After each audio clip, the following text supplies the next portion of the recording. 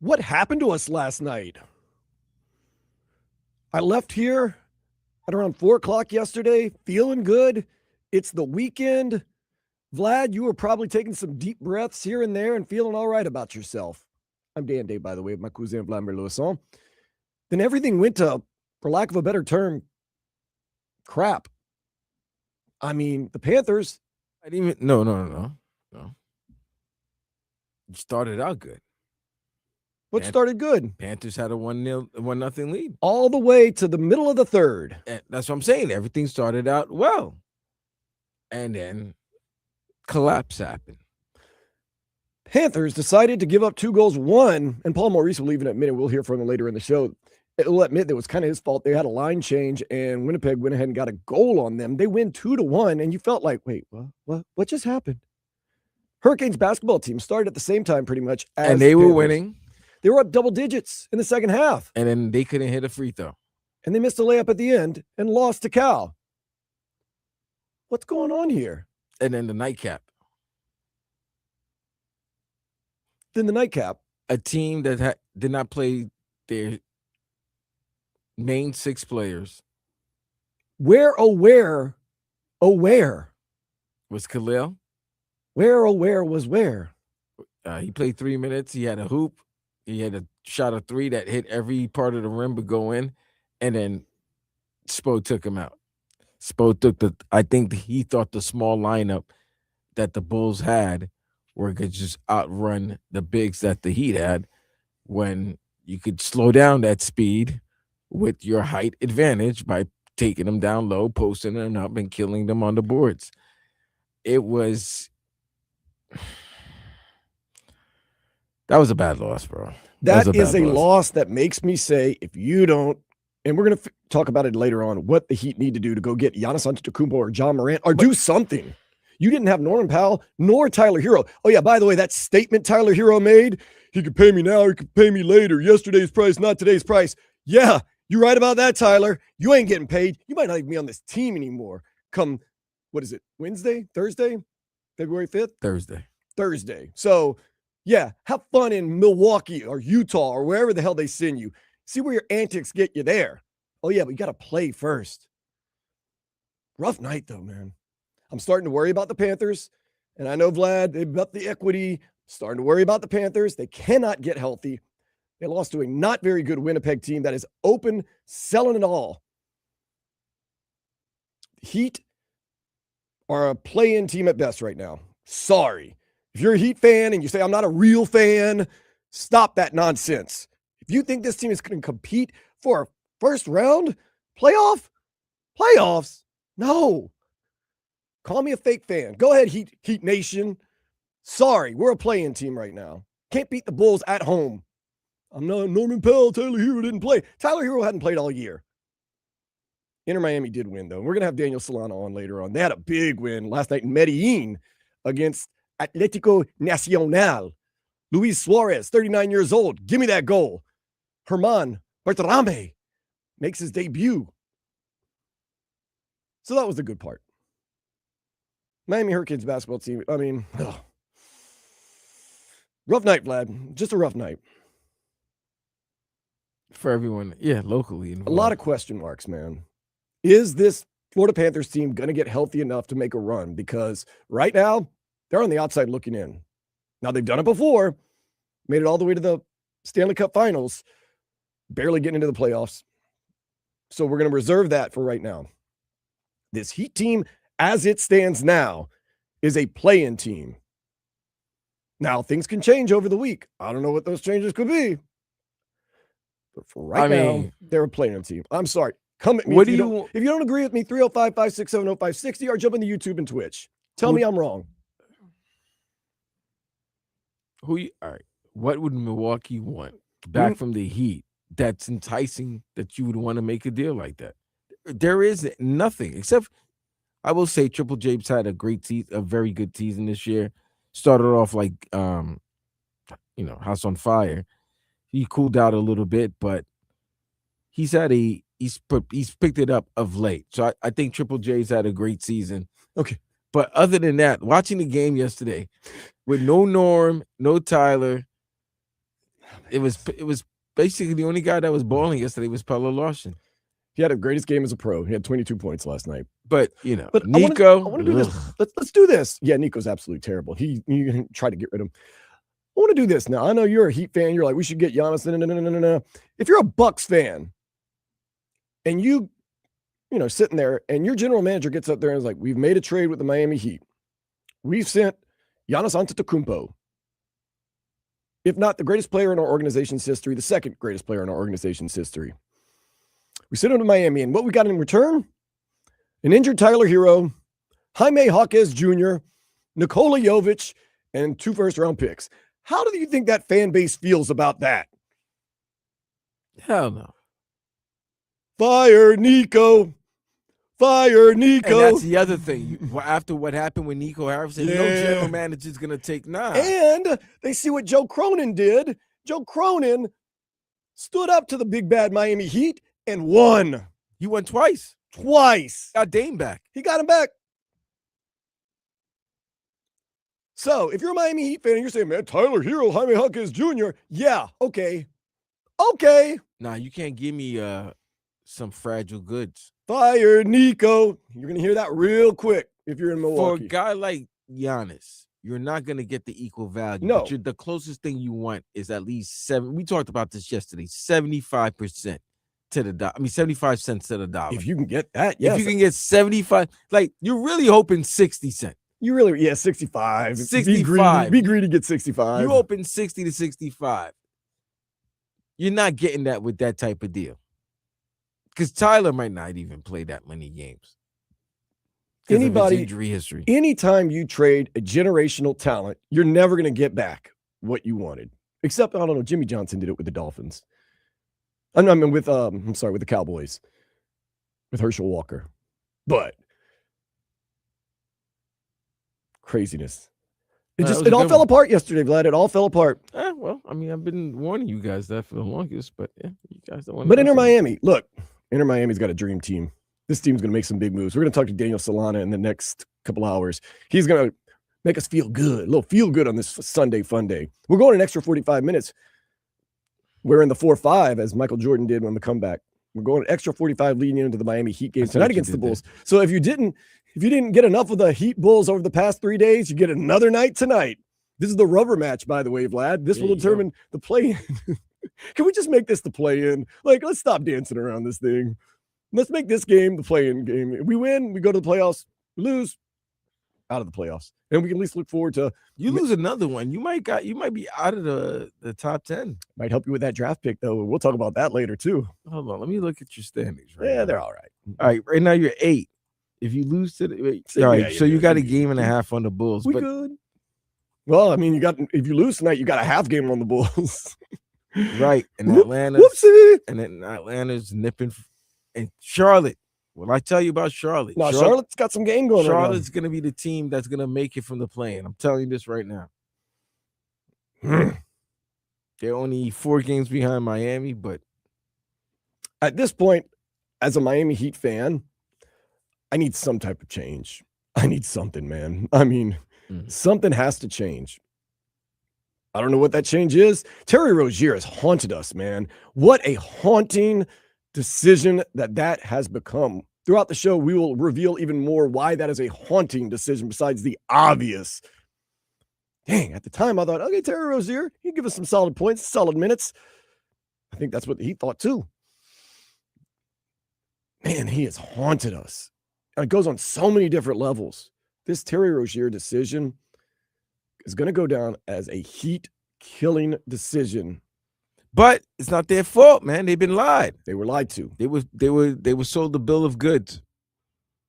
She lied to me. But this is what I'm saying, though. Terry Rozier. What if the league knows they did the Heat dirty and they're going to do something later this week to help them get Giannis? Interesting, because it seems like but then, this is fantasy booking as well. But, we got to entertain the masses. It seems like there is one key factor holding up this Heat-Giannis trade, and that could all be unlocked later this week. The key factor, Terry Rozier is a part of it, as he is a part of, unfortunately, a lot of things. Haunting Haunting. Let's get to some of these headlines. NFL Spin Zone has the Dolphins taking Alabama quarterback Ty Simpson with the 11th pick in the NFL draft. Miami could also be holding off on hiring a defensive coordinator in hopes that Anthony Weaver gets the Arizona Cardinals gig, because if Anthony Weaver gets extra pick, you get that compensatory 3rd-round pick. The Dolphins are expected, after everything is said and done, to hire Green Bay linebackers coach, surprise, surprise, Sean Duggan as DC, even though we already know Jeff Hafley will be calling the defense. Another Green Bay guy. So dude, they're unapologetic about how Green Bay they want to be. With the Miami Packers. They're unapologetic about it. I think, have they even said it out loud, or would they want to make this exactly like Green Bay? Dude, the minute JES got hired and he said, I've been in an organization for 20 years, and then you look like, damn, okay, he's been with the Packers for 20 years. They've been successful for the majority of those 20 years. Yeah. It's his gig now. He gonna trust the people he knows. So he gonna try to bring in the people from Green Bay who probably don't want to live in Wisconsin anymore. Hey, I've lived in Wisconsin. Good people. Good people, but they don't want, they probably like the nice weather. But this way, this is like this weather right now is cold for us. It's like summer to them. I mean, yeah. Once again, we talked about this. It's not like it was back in the day. They're not worried about all that. They can live wherever they want in the off season. They want to work where they can be successful. So, no, but the old, they like the warm weather. Who says this guy's old? He's older. He could be 23 years old for all you know. Have you Googled Sean Duggan? Have you Googled I'm not Duggan? talking about Duggan. I'm just talking about John Eric Sullivan and and Hafley. Okay. Yeah, in their middle 30s. You kind of want to. I don't want to be waking up to this cold ass weather all the time. Canes men's basketball team lost a double-digit second-half lead, falling to Cal 86-85. They play Boston College Saturday at 2:00. Tough loss. Yeah, they got a whole week off. Yep, they have the whole week off. So that means we're on 90 minutes next Saturday. Okay. Yep, that's right. You were right about that. Pelle Larsson, 22 points. Not enough. The Heat suffered another poor third quarter and fell to the Bulls 125-118. The two play again tonight at 6. So back on the horse. What is going on? Back on the horse. After the first half. What's going on at halftime? That the third quarter is really the third quarter. The other night it was 40-20. I was like, goodness gracious. I don't know. I don't understand how it happens to a lot of teams, but like, why can't we be the team that does good in the third quarter? No, but like yearly for like the last 3 years, it's always been the Heat quarter where they just give. I don't want to say give up, but you can make your run back at them. Let's do a little feel good right now. The Marlins have signed Daniel Johnson. You're saying, who's Daniel Johnson? Well, he's an outfielder who throughout his illustrious minor league career has 119 home runs and 450 RBIs. It's like Bull Durham all over again. Luis Suarez scored. Herman Berterame made his debut for Inter Miami as a late own goal, helped them secure a victory in Medellin, Colombia against Atlético Nacional. Messi played 76 minutes. And did nothing. He played, man. Really, we're gonna mention that he played 76 minutes and that's it. It's an exhibition game. Oh my God, man's out there playing his heart out at 30 whatever years old, 38 years old. It's an exhibition. I don't know if he's playing his heart out, but I get it. He's getting in training. Luis Suarez is 39, got a goal, man. Hell yeah. Did you see how he ended last year? No, I know I didn't because he wasn't playing. He wasn't playing. It's hard to see somebody that doesn't play. Yeah, because he's always getting suspended for some reason. So yeah, it was probably Inter Miami fans have turned on him, man. It's been about, to him it was like, damn, it's about time. I haven't been on the pitch in a minute. Might as well go out there and get a goal. I might as well get a go. The Panthers did blow that 1-0 late lead. They fell to Winnipeg 2-1. They host the Buffalo Sabres tomorrow at 7. Ooh, this one's a little exciting. Garrett Nussmeier. He led 2 scoring drives at the Senior Bowl as American beat National 17-9. Garrett Nussmeier named MVP. Well, you still holding LSU Bayou Tigers? I mean, I'm just saying, if the Dolphins have a choice between a later round pick in Garrett Nussmeier or a 12th or 11th overall pick in Ty Simpson, I'll go with the Ty Simpson. Really? Another Alabama quarterback. That went well the first time. That went well. Oh, it goes well in Carolina. Where else did that go well at? Philadelphia. Philadelphia. Although he went to Oklahoma because he got benched for Tua. But it worked well in Philadelphia. He's an Oklahoma guy. It worked well this year for the Niners. The Niners. When Purdy was hurt. Mac Jones. Oh, Mac Jones. Yeah. The Winter Olympics begin Friday in Milan, Italy. Get excited about that. Oh, man, I hate to hear this. Luis Arias and the Giants have agreed to a 1-year deal. He's expected to play second base on a full-time basis. Dude, I'm shocked that he a free agent and nobody really wanted to. Why does everybody hate Luis Arias so much? I don't know. Maybe I don't know, because if you win batting titles in both leagues, and you're consistently over 300 hitter, I have no clue. and you play good defense at second base. Well, it's not the best. Respectable defense. So I say good. It's okay. All right. Well, you play manageable defense. I know. We traded him off, and you're gonna get runs. You come on, man. I don't understand it. Bring him back here. I'd love it. You listen. You always giving Luis Arias support, and I turned up. I was like, you know what, Dan was right about Arias. So it's weird. It's weird. I'm shocked. He's so disposable to teams. I don't get it. And every team he goes to wins. They start winning. Yeah, because when you have a guy that gets on base 65% of the time, that helps you score runs. I don't get it. I really don't. Oh, well. He'll do fine. I guarantee he'll bat over 300 for the Giants. He'll be fine at second base. And after the year's up, he'll go on to another team because the Giants won't re-sign him. Maybe. He's really a good leadoff hitter. Like, that's the guy you really wanted to lead off a game. He might be the premier leadoff hitter in the league. I don't know about that. Okay. Sure. Is he a leadoff guy, though? Sure, he's a leadoff guy. He leads off? He leads the line? I thought he was a cleanup. No, they have him hit first. Oh, they have him hit first? Okay, well, Dodgers have figured some things out, so I'll cut him some slack. Did you stay up till 3:30 in the morning to watch Carlos Alcaraz defeat Novak Djokovic in 4 sets? I fell asleep right after the Teofimo Shakur fight. Oh, yeah. Do you know that with the win, Carlos Alcaraz has now completed a career Grand Slam? Yes, and he's the second Spaniard to do that. Ah, you know who the first was? Nadal. No, really? No, I'm joking. No, of course it's Nadal. Rafi. With that being said, let's go ahead and take a step into the day spa. Really? Oh, yeah. It's Sunday Fun Day, man. We got some things to talk about. What we got to talk about? Oh, well, let's just first talk about this.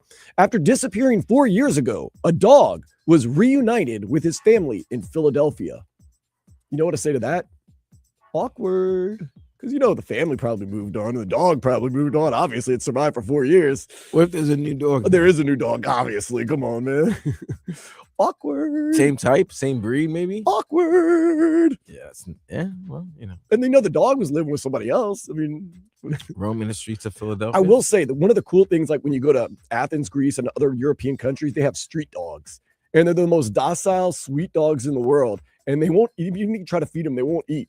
They're like completely just trained. It's awesome. Street dogs. Now, when you go to countries like India, street dogs are like gangs, bro. You can't walk that block. You can't walk that. I'm not joking. If you're from India, let me know. I promise you. I know. All right, Vlad. Yes, sir. We talked about last night going to but there is one team here in South Florida that honestly should be number one and might be number one and will be number one. We'll talk about that next here on Sports Day 104.3 FM WQAM.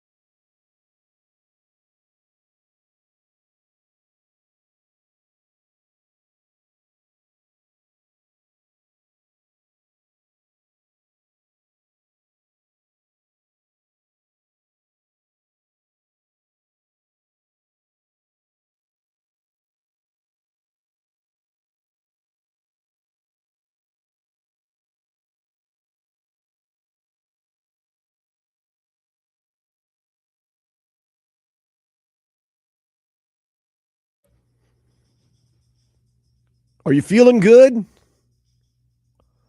Feel all right.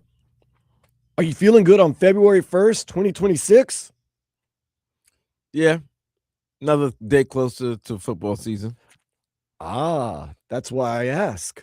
Might be a little ways off, but reasonably, the Miami Hurricanes could be the number one team in the nation starting off the football season. And probably rightfully so. Just go through their depth chart. Offense alone. You got Shannon Dawson coming back. Offense guru. You got maybe the defensive coordinator of the year in college football, Corey Heatherman, coming back. And you are absolutely loaded. Let's just run through it real quick if you want to go through it all.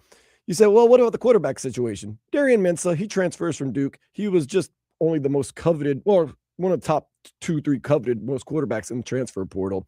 He's going to be the starter. Running back, your fourth string running back is Gerard Pringle Jr., who had a massive middle of the season. Mark Fletcher Jr. coming back. Marty Brown coming back. Jordan Lyle, who they say might be the most talented of all the running backs in that room, and Gerard Pringle, loaded. Now, we know the offensive line, absolutely crazy, and they're getting the number one offensive lineman recruit in the nation coming in this season. So you lose Francis Mauigoa, no problem. Right back in there. I can't remember what his name is. Cameron, I can't remember his name, but you know. Receiver, oh yeah, by the way, Malachi Toney's coming back for his sophomore year. And Cooper Barakate coming, and that's, Darian Mensah's guy from Duke. Pretty good. I ain't gonna hold you, man. This is what I love about you. You talking about the Canes being number one start season on February 1st. It's not what I had in my bingo card right now. The loss is still fresh, bro. No. Yes, it is. Onward. Jackson Cantwell. Yeah, I'm not. It's February, bro. I'm not really caring about college football like that right now. I am. I'm not. I'm not. Jamal Merriweather. That's beautiful. That's beautiful. I'm not. Now, you do have to worry about the defensive starters as you lose Ruben Bain Jr. and Akeem Mesidor. You got Damon Wilson, Marquise Lightfoot. That's a 5-star recruit. Armando Blunt, great player. Hayden Lowe. Ooh. Defensive tackle Ahmad Moten Sr. That dude is a mountain coming back. Justin Scott. Linebackers, we love Motore after what he did against Texas A&M. Kamal Bonner. OJ Frederick Jr. Xavier Lucas coming back. Glad. I know you don't want to look that far ahead. Yeah, bro. But you have to believe in this team coming back. I don't really care where they're ranked next year. It doesn't really matter until October or November. You could be ranked first. It doesn't matter unless you're ranked in the college football playoffs. I get it. We love the Canes. We love the fact that they're back in the island of relevancy. They're more than relevant. I don't really care right now. I'm not going to hold you. I'm not.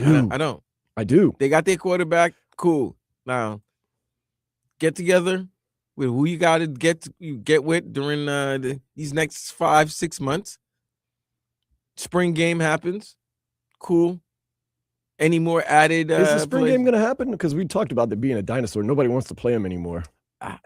Well, they've kind of, unless they haven't they altered the way with the transfer portal? Yes. Like, I don't think you can transfer immediately after a spring game. But they also don't want anybody having, film on them and stuff like that. So they don't allow cameras. They're only on the radio, but some teams just didn't have it anymore. But you're right. That was a lot of talk among a lot of teams. Some teams don't have it. They just get rid of it. And then there was wasn't there talk about maybe like doing a spring scrimmage type of spring game where you go against another team? Oh yeah, there was a little bit of talk of that. There was a little bit of talk of that, but people would actually pay the money to go watch that. I would go watch, I don't know, Miami versus Florida in a scrimmage. They wouldn't do it, but I mean, Miami versus, I'm trying to think of another school like Georgia State or something like that. Yeah, that'd be cool. Okay, let's talk about more present. Then Darian Mensah was recently speaking to the media, and he says, Miami is going to take me to the place I want to go, which is ultimately the NFL. Goes on to say they've got NFL coaches. Coach Dawson, what he does with quarterbacks, his track record is pretty amazing, and it's something I wanted to be a part of. The way Coach Mario Cristobal protects the quarterback, which he does, he's always going to have a solid O-line. And then the weapons just all around the team and everyone that's a part of Miami. Seems like it was a great fit for me. Track record is good. Cam Ward, number 1 overall pick, raised his stock 1 year at Miami. Carson Beck, whether you like it or not, a successful season last year, going to the national championship game. Who knows where he's going to fall in the draft or if he even gets drafted. I don't know. I don't know how good of a pro he's going to be. Nonetheless, it's been success, and you would think Darian Mensah sees that. Obviously, he does. I want to make it to the NFL, he says. I want to be a first-round draft pick, and all signs point towards Miami. Miami's done it. If you watch what they do, they win. It's just something I wanted to be a part of. I've always bet on myself, and I always will. I've done it once, and I'll do it again. I want to be one of the best. Miami was the spot for me to take myself to that next level. I have every reason to believe that if Darian Mensah stays healthy, he will be a huge success here at Miami. Okay. If you look at his track record, he went to Tulane, wasn't expected to play. He beat out every quarterback on Tulane's team and started playing. Transferred to Duke, and whether you like it or not, won an ACC championship with Duke. And he's a pocket passer. A lot of people think he's athletic. He's a runner. He's not. He likes to sit in the pocket, throw some darts. Could be interesting. Plus, he gets his favorite target from Duke to come on over. I'm telling you, it's going to be one of those years. 6-pack of nuggets on Darian Mensah. He is one of those guys that is going to make it happen. Dabo Swinney. You know we don't like Dabo Swinney. Says of Darian Mensah, he's elite. He's an elite player. I didn't know much about him prior to him coming to Duke. Just had to see him very much on tape, but he's a special player. Very accurate, good passer, says NC State coach Dave Doran. He sees the field. He's got a strong arm and throws catchable balls. Oh, you want to know what Bill Belichick said about him? Bill Belichick. Not really. Bill Belichick knows a thing or two about quarterbacks. This guy's a really, really good quarterback. That's not a ringing endorsement. I think he's the best quarterback we'll face. And we face some good quarterbacks. But this guy reminds me of an NFL quarterback. Darian Mensah. He's our guy. He's our guy. RVA Richie, you bother me more than anybody. Thank you. So people are texting in Mendoza to the Raiders. I want to be salty too. RVA is saying that I'm an optimist. I am. Vlad's mad because the Hurricanes are going to be number 1 in the nation. I'm not mad at that at all. I'm just not really particularly talking about something from 6 months Why ago. not celebrate? Celebrate what? Number 1, a team that went to the national championship. We have done that. That is going to come back and be loaded next year. I know that already. I just don't need to be talking about it on the first day in February. All right. When they're not going to be playing for another 6 months. I'm excited. Listen, I hope this excitement carries you on all the way to the. I mean, what do you want to do? You want to talk about the Super Bowl for the 100,000th time that everybody else is talking about? And want to talk about? No, we can talk about everything. The Heat losing. We did. We talked about it in the first segment. I'm giving a little love to our Hurricanes. You can continue talking about that. I get it. It's great. Show love to the Hurricanes. It's not sad to me. That's not second segment of the first hour to be showing love to the Hurricanes right now. Their season is donezo. All right. So we'll go do some hashtag what's trending next to talk about things that are apparently more relevant than anything else here in South Florida. Let's talk about how the Bucks are doing. Let's talk about how the Orlando Magic are playing. Let's get it on. We'll talk about that next here on Sports Day 104.3 FM WQAM.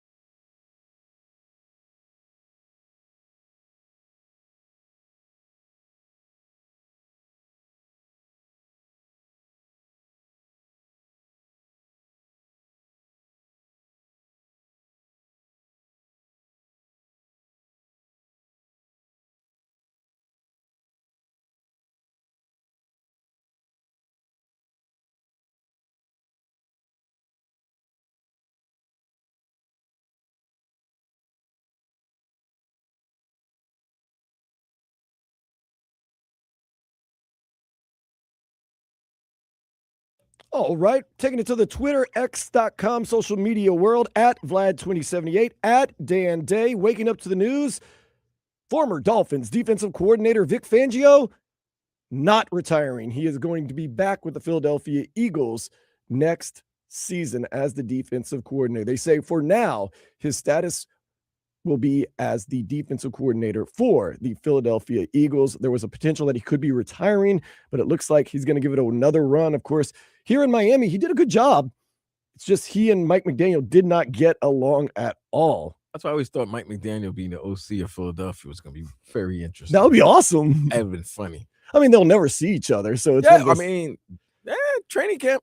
You think they see each other that much? They all go to their own rooms and stuff like that. But when they practice on the field, you're calling out the plays. Yeah, but you're probably on opposite sides, right? Right. No, that's what they're gonna see each other on the opposite sides. Yeah, that's true. But they'll never talk. They just Vic's talking hella trash about McDaniel to his defensive side. I was gonna say, I wonder why they don't like each other, but it's pretty obvious why they don't like each other. Yeah, there's probably like a 30-40 year difference. One's old school, one's new school. One thinks the other one is soft, the other one thinks the other one's a curmudgeon. I can see that happening. Clearly. I can see that happening. I can't believe there's not. Let's see what the Heat Nation is saying about old Kel'el Ware, man. I'm sure it's all positive. Were you shocked by the 3 minutes? No. He's not going to play a lot until this Giannis thing cools off. Is that what you? Is that the move? Yeah, it's obvious. Come on. You can lie and tell me something else. No, bro. I didn't think about that. Like that's new now. I just thought maybe he's really being frustrated with him. But if you're showcasing if you want to use somebody as a trade piece, wouldn't you showcase them a little bit more? Or you just put him on the side and let him sit there. But if he's not displaying, his value, is that really you got to make the offer attractive, bro. So you don't think the Bucks have already made up on their mind on whether they like Kel'el Ware or not? You think him playing 25 minutes last night would have made a difference and changed their mind about anything? No. Sit him and say, look, rest up, get ready for possibly getting traded to Milwaukee, and then watch. I guarantee when this Giannis situation clears up. Tyler's back. Tyler's back? No, I'm saying once Thursday's done, then if he's not traded, Tyler's back on the rotation. See, I wish it were that easy with him. I think he's really hurt. I think he's really banged up. That's scary. He's forever hurt, bro. That's a problem. That is a problem. Heat culture. Wade X Flash says, I'm legit looking at this and laughing. Spo continuously gives Nikola Jovic words of encouragement and tries to keep his spirits up in interviews. But when Kel'el Ware struggles, he's playing bad on purpose, quote unquote. This is really personal for Spo. Just sad stuff we're witnessing because Nikola Jovic, 15 minutes, 2 points, 2 rebounds, 1 assist last night, while Kel'el Ware, 3 minutes, 2 points, 1 rebound, and 1 assist. I think it's, like I said, I think it's deeper than that. I don't think Spo hates Kel'el Ware. I think it's got everything to do with this Giannis deal or the trade deadline, and just they're sitting him until he gets in there. Looking at last night's stats, right? Wiggins gave you 17. Myron Gardner filling in for Powell. He gave you 12 points, 11 rebounds. He played well. Bam gave you 21 and 11. Pella Larson gave you 22, 7 and 4. Jaime Jaquez Jr. came and gave you 20 off the bench. He had a really good game, 26 and 7. Here's the thing I've been saying. Their defense stinks. Yes. They're not very good on the defensive end. And you would think they have some guys to play defense. And this is without Tyler, who's their worst defender. Yeah, they have Bam Adebayo. And the Bulls, this is what's frustrating. They did not have anybody. There was no Kobe White. Nope. Both teams are depleted. No Josh Giddey, but they sat them. I feel like they're going to utilize them tonight in tonight's game. And this would be big for the Bulls to get to win 2 in Miami and to have the lead in the play-in series. The regular season play-in series, not the actual postseason. But we all know that these two teams are always in the play-in. But this is why the loss stinks. And then you look at the bench, you're only having Kel'el play 3 minutes, bro. 3 minutes. Yeah, that brings up a good point. One of the people on Twitter, his name is @KevChestnut, says Drew Smith got more minutes. Jesus. Spo played Kel'el Ware 3 minutes in the first half of a game where the Heat are missing Hero, Norman Powell, and Davion Mitchell. But Heat fans will blame Pat Riley when the Giannis trade doesn't happen. Yeah, when you're missing 3 of your starters, you might want to play Kel'el Ware a little more than 3 minutes. You think? Would you? Would you not? He's in his second year. What is with the Heat and second year players? Triple J had problems last season. He had problems last year. They say it was the bubble guts. Come on, bubble guts can't last a whole year, bro. No. There's more at it. He was in Spo's doghouse. We know. All right. We know why. And Khalil's been let me clear that. No. It's not because of right. the wife. He was just in his doghouse for whatever reason Spo was mad at him for. Now Kel'el. For whatever reason Spo's mad at him. But am I wrong here? Am I reaching like for every time there's a second year other than D Wade? Tyler Hero. He was in coaching. He was probably upset with Tyler in his second year. But you know who talks about that's Riles' job about Hero. Riles always talks about Hero. I just Maybe don't that's understand. Kentucky. It might be a Kentucky Wildcat thing, but I'm just saying, like, dude, Jaime, Kel'el, second year, they be in the doghouse a lot and stay there. I remember there was games last year where Jaime Jaquez Jr. would literally get in with 40 seconds left in a blowout. But fam, don't play me in 2 minutes and then like the whole game, you're like, yo, have you seen Kel'el? Like, is Kel'el worth? And look, come on, bro. Let's not play around. Kel'el Ware is much better than Nikola Jovic. Yes. So why are we sticking with Nikola If you Jovic? really look at, let's be real. Let's keep it a buck here, Dan. Who's there? Their best 5 is probably Bam, Kel'el, Norman, Davion. And I would say Pella. Pella's kind of been playing a little bit better now. Are you saying Tyler Hero? Tyler's good offensively. Tyler's hurt, man. But defensively, and Tyler might be better if he came off the bench and let the bench unit. But Jaime has done that 6-man role for us now. So then now you include Jaime. So you got 7 legit right there. That's 7 legit. Heat Nation is not happy about Kel'el Ware. 2 points, 1 rebound, 1 assist. Am I lying? No, but fam, like think about it, Dan. That's 7 legit rotational players. You can win some games. You can win games with them, and then you add the pieces. You can win games. Now, is there a certified superstar? No, but you can win games with the talent that they have. So that's why I'm not saying that it can't be management and the drafting and all of that. Something's up with the starting lineup of Bam Adebayo, Andrew Wiggins, Norman Powell, Tyler Hero, Davion Mitchell. Then you throw in Kel'el Ware. Then you throw in guys like Simone Fontecchio, Pelle Larsson, who's having a good season, Jaime Jaquez Jr. So you got a legit 8 right there. Yeah. What's up? And Drew Smith can come in and give you some quality minutes. He can give you quality minutes. And I mean, you need an 8-man rotation to win a championship anyway. So if you got an 8-man, like that's your 8 that you're going in. All they got to do is form that bond and chemistry. And that's it. Bam is the captain, and he's a 2-time gold medal winner, and he's been to the All-Star game. Tyler Hero was an All-Star last year. He's not healthy. I get that. Norman Powell is a walking bucket. He can get you 20 points a night. Andrew Wiggins is the first overall pick of the NBA draft, who has been a very good player and been an All-Star also, by the way. Then you have Davion Mitchell, who is your point guard. Jaime Jaquez Jr., Kel'el Ware, 2 guys that are very good, whether they're coming off the bench, are starting. Pelle Larsson, who can come off the bench. Simone Fontecchio, that can get you some quick threes. You got some rookie you can throw in there, Kasparas Yakuchonis. Drew Smith can give you a minute or 2 here and there. Maybe give you some defensive grit. You don't know what you got with Gardner? Why aren't we winning? Johnson, they look like 2 athletic guys that can bang it. And why aren't we winning more? Look, I don't know why. Because I think you still have the best coach in the game, but there's a holding pattern right now. I don't know what it is, but for some reason they can't get over. They just stuck at mid. They've been stuck at neutral. That's what it's been. They've been stuck on neutral for like the last couple of years. So I'm looking at this. Yeah, I want to make the trade and everything, but Tyler Hero, Norman Powell, Davion Mitchell, 0 minutes last night because they weren't available. And Kel'el Ware only gets 3 minutes. That's wild to me, bro. got to be something with the trade deadline. It's got to be. I don't know about It's got to be. You just don't like him, bro. You got to put personal stuff aside. You just don't like him. Pat Riley doesn't go over to him and be like, excuse me, I need to talk to you. You need to utilize the players that you have. Yo, Pat Riley has no problem coming over to you and telling you, I do want to tell you how to do your job. And you're going to listen to me. Why is Pat Riley allowing that would be a question. Unless there's something else at play. I mean, 3 minutes. That's crazy, bro.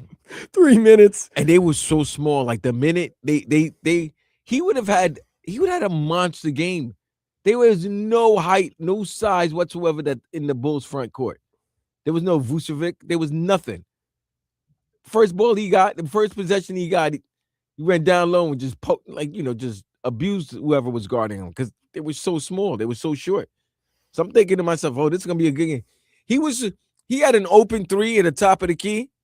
His second shot, good shot, ball went in and out, hit every part of the rim, didn't go in, right?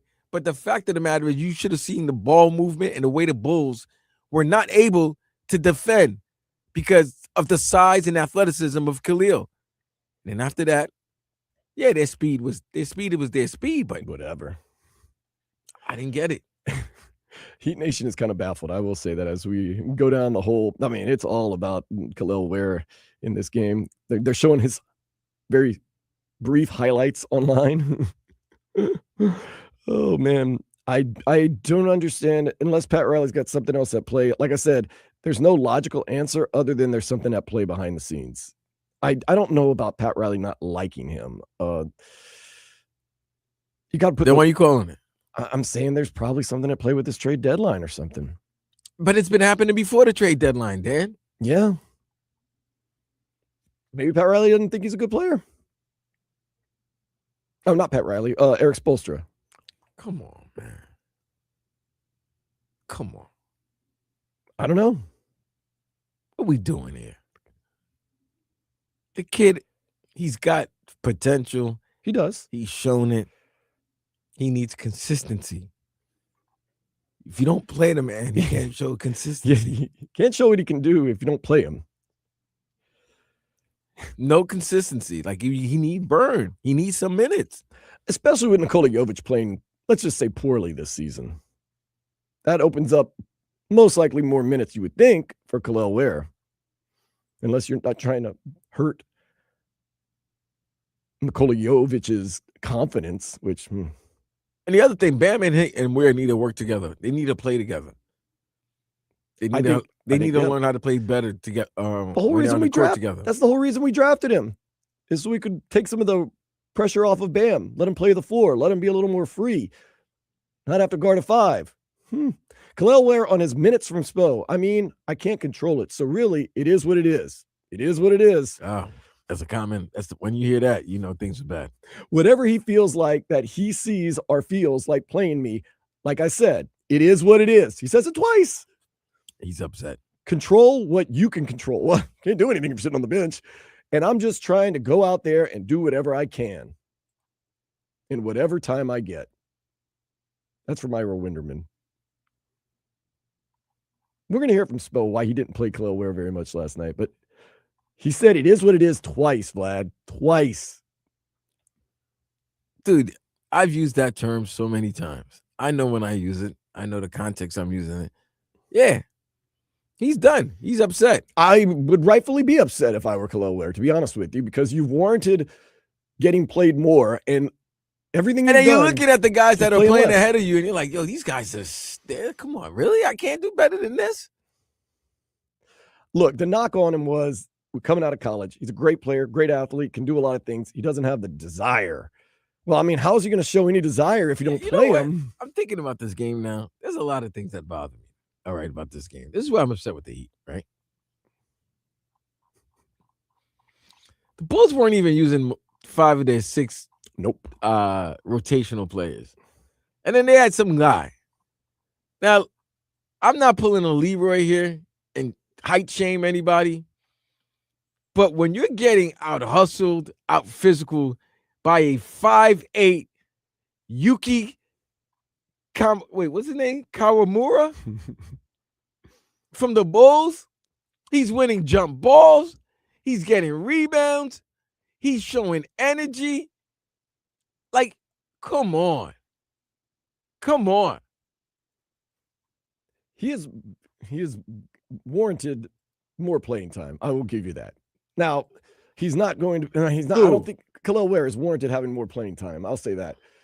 Now, I'm not some of these guys that say he's going to be a first-team All-NBA player when it's all said and done. I'm not saying that. But with the way the game is going right now, he deserves more than 3 minutes in a loss to the Bulls. Like, you see these aliens. Come on, man. We're watching 7-foot aliens playing basketball. He could be one of them. Yeah, he could be. But he never will be if he doesn't get more than 3 minutes a game. Don't get no burn. How are you supposed to be if you don't get no burn? Come on now. Look at the box score last night. It's not terrible. Comical. It's not comical. It's sad. It's disgusting, to be honest with you. He had the less out of everybody that played. He had the least amount of minutes. Myron Gardner had 23 minutes last night. Myron Gardner. Kasparis had 27. Well, he started. But look at the bench guys. Jovic had, come on, man. Drew Smith 15. Jovic had 15. Yeah, by the way, Simone Fontecchio, 18. And he went 3 for 10. Like, these guys are missing starting up their own Kaseya centers with all the misses that they're shooting. He went 2 for 8 from 3. Our boy goes 1 for 2 in 3 minutes. Gets a 1 rebound and assist. Think about it. In 3 minutes, he got 2 points, a rebound and an assist. Oh, he didn't have a block. He had a personal foul. What was his plus minus? He was -2. He was a -2 in 3 minutes. While everybody else, Wiggins -12. Okay, Spo, when Simone is 3 for 10, 2 for 8 from 3, you know what? Let's give Ware a little more run. Like, yeah, he has to earn his minutes from the bench, Timbo Slice. Yeah. I don't get it, fam. Myron Gardner, that blows my mind. Was he the key to unlocking the Bulls last night? He didn't play that bad. I like Myron Gardner's game yesterday. I'm just trying to advocate for a little more Kel'el Ware time. Dude, we all are. He's treating him like he's Coco Beware. He literally played 3 minutes. Closest person to that was Nikola Jovic, played 15 minutes. That was the second lowest minutes on the team. And it wasn't like Chicago was blowing them out, like running them out the gym to try to say that, their small lineup was effect. Come on now. What are we doing? Maybe insert him in that third quarter where you got beat 35-21. It was 63-56 going in the half. And then what happened? Jerry Gordon. That's what it is. Maybe use him as a spark plug. Maybe more than 3 minutes. Just saying, Just more than how? What would Phil they Jackson used a do? 5'8" guy more than the Heat used their 7'2" monster, their 7'1" monster. I'm sorry. There's nothing else I can say other than there has to be something at play behind the scenes, other than just Spo not liking him as a person or as a player. I don't know. I think there's something going on. Dude, I think there's something going on. That's crazy. I think there's something to do with this trade. That's the only thing I can rationally think. But if I'm sure, I would want to show this. Their teams already have their ideas on what they think of Kel'el Ware. You think? Yeah. Because this team doesn't. Oh, they do. This team doesn't. Oh, they do. I think they made it very aware how they feel about Kel'el Ware. Pardon the puns. They're very, very, very, very. So what do you think? Everybody saw the first month when he was balling and he had that nice little stretch, and we're like, oh yeah, that's it. They see 7 foot tall, stretch, shoot threes, rebounds, blocks. Enough said. That's what I'm guessing. Once again, that's what I'm guessing. It'll all make sense February 5th, okay? After that, I guarantee after February 5th, no matter where Kel'el Ware is, he will get more than 3 minutes a game.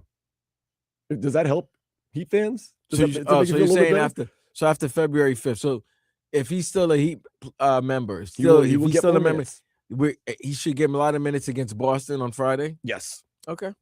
Now, if he's, say, in Milwaukee, he'll probably get more minutes there also. I don't know if he will. Miles Turner's still there. That's true. Oh, man. That's a good 1-2 punch. I mean, they're a garbage team right now, but it's a good 1-2 punch. Miles Turner can shoot threes, too. Ooh, man. He might be the key to all this. No, there's actually a real big key that we're hoping that we can maybe finagle later on this week. And we're going to figure that out in a little bit. We're going to take a break. That was kind of trending right now. Kind of trending on Kel'el Ware. Maybe playing, maybe not. I don't know. Stop treating him like Coco Beware. 3 minutes. That's crazy. Myron Gardner, get in there, big boy. Nothing against Myron Gardner. I'm not upset with Myron Gardner. I don't think there's anything wrong. Not his fault. Fam, Drew Nico stinks. Get Nico in there. Nico, we don't want to hurt your confidence. Nico stinks, and he got 15 minutes. They had as much. He went 1 for 6. Kel'el Ware had as much production in 3 minutes as Nico Jovic had in 15 last night. You're right, because they both had 2 points. Nico had 2 rebounds. I mean, in 12 more minutes. He had 1 more assist. No, they had the same amount of assists. What's the old saying? The sun shines a dog's ass at least once a day. Oh, my God. Yo, give the kid some burn, man. How are you feeling? 305-567-056. You can also go to 104.3 WQAM on YouTube and Twitch and chime in. We want to hear how you feel. Where is where? Back after this on 104.3 FM WQAM.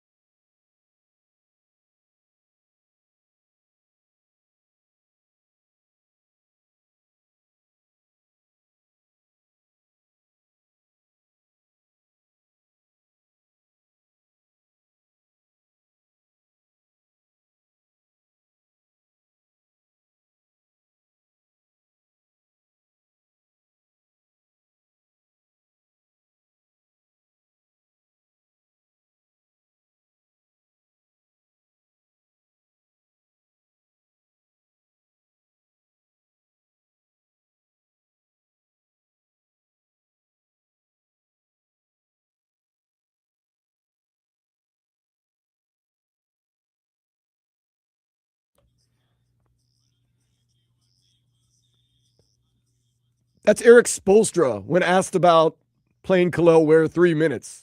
I don't really care what people say. I don't really care what them want to do. All right, I got you. I see what you did there. I I'm like telling it. you. 305-567-0560. People are texting in. 954 says Spo always overcoaches and complicates rotation. Remember, he was reluctant to play Kel'el Ware early last season. I don't get it.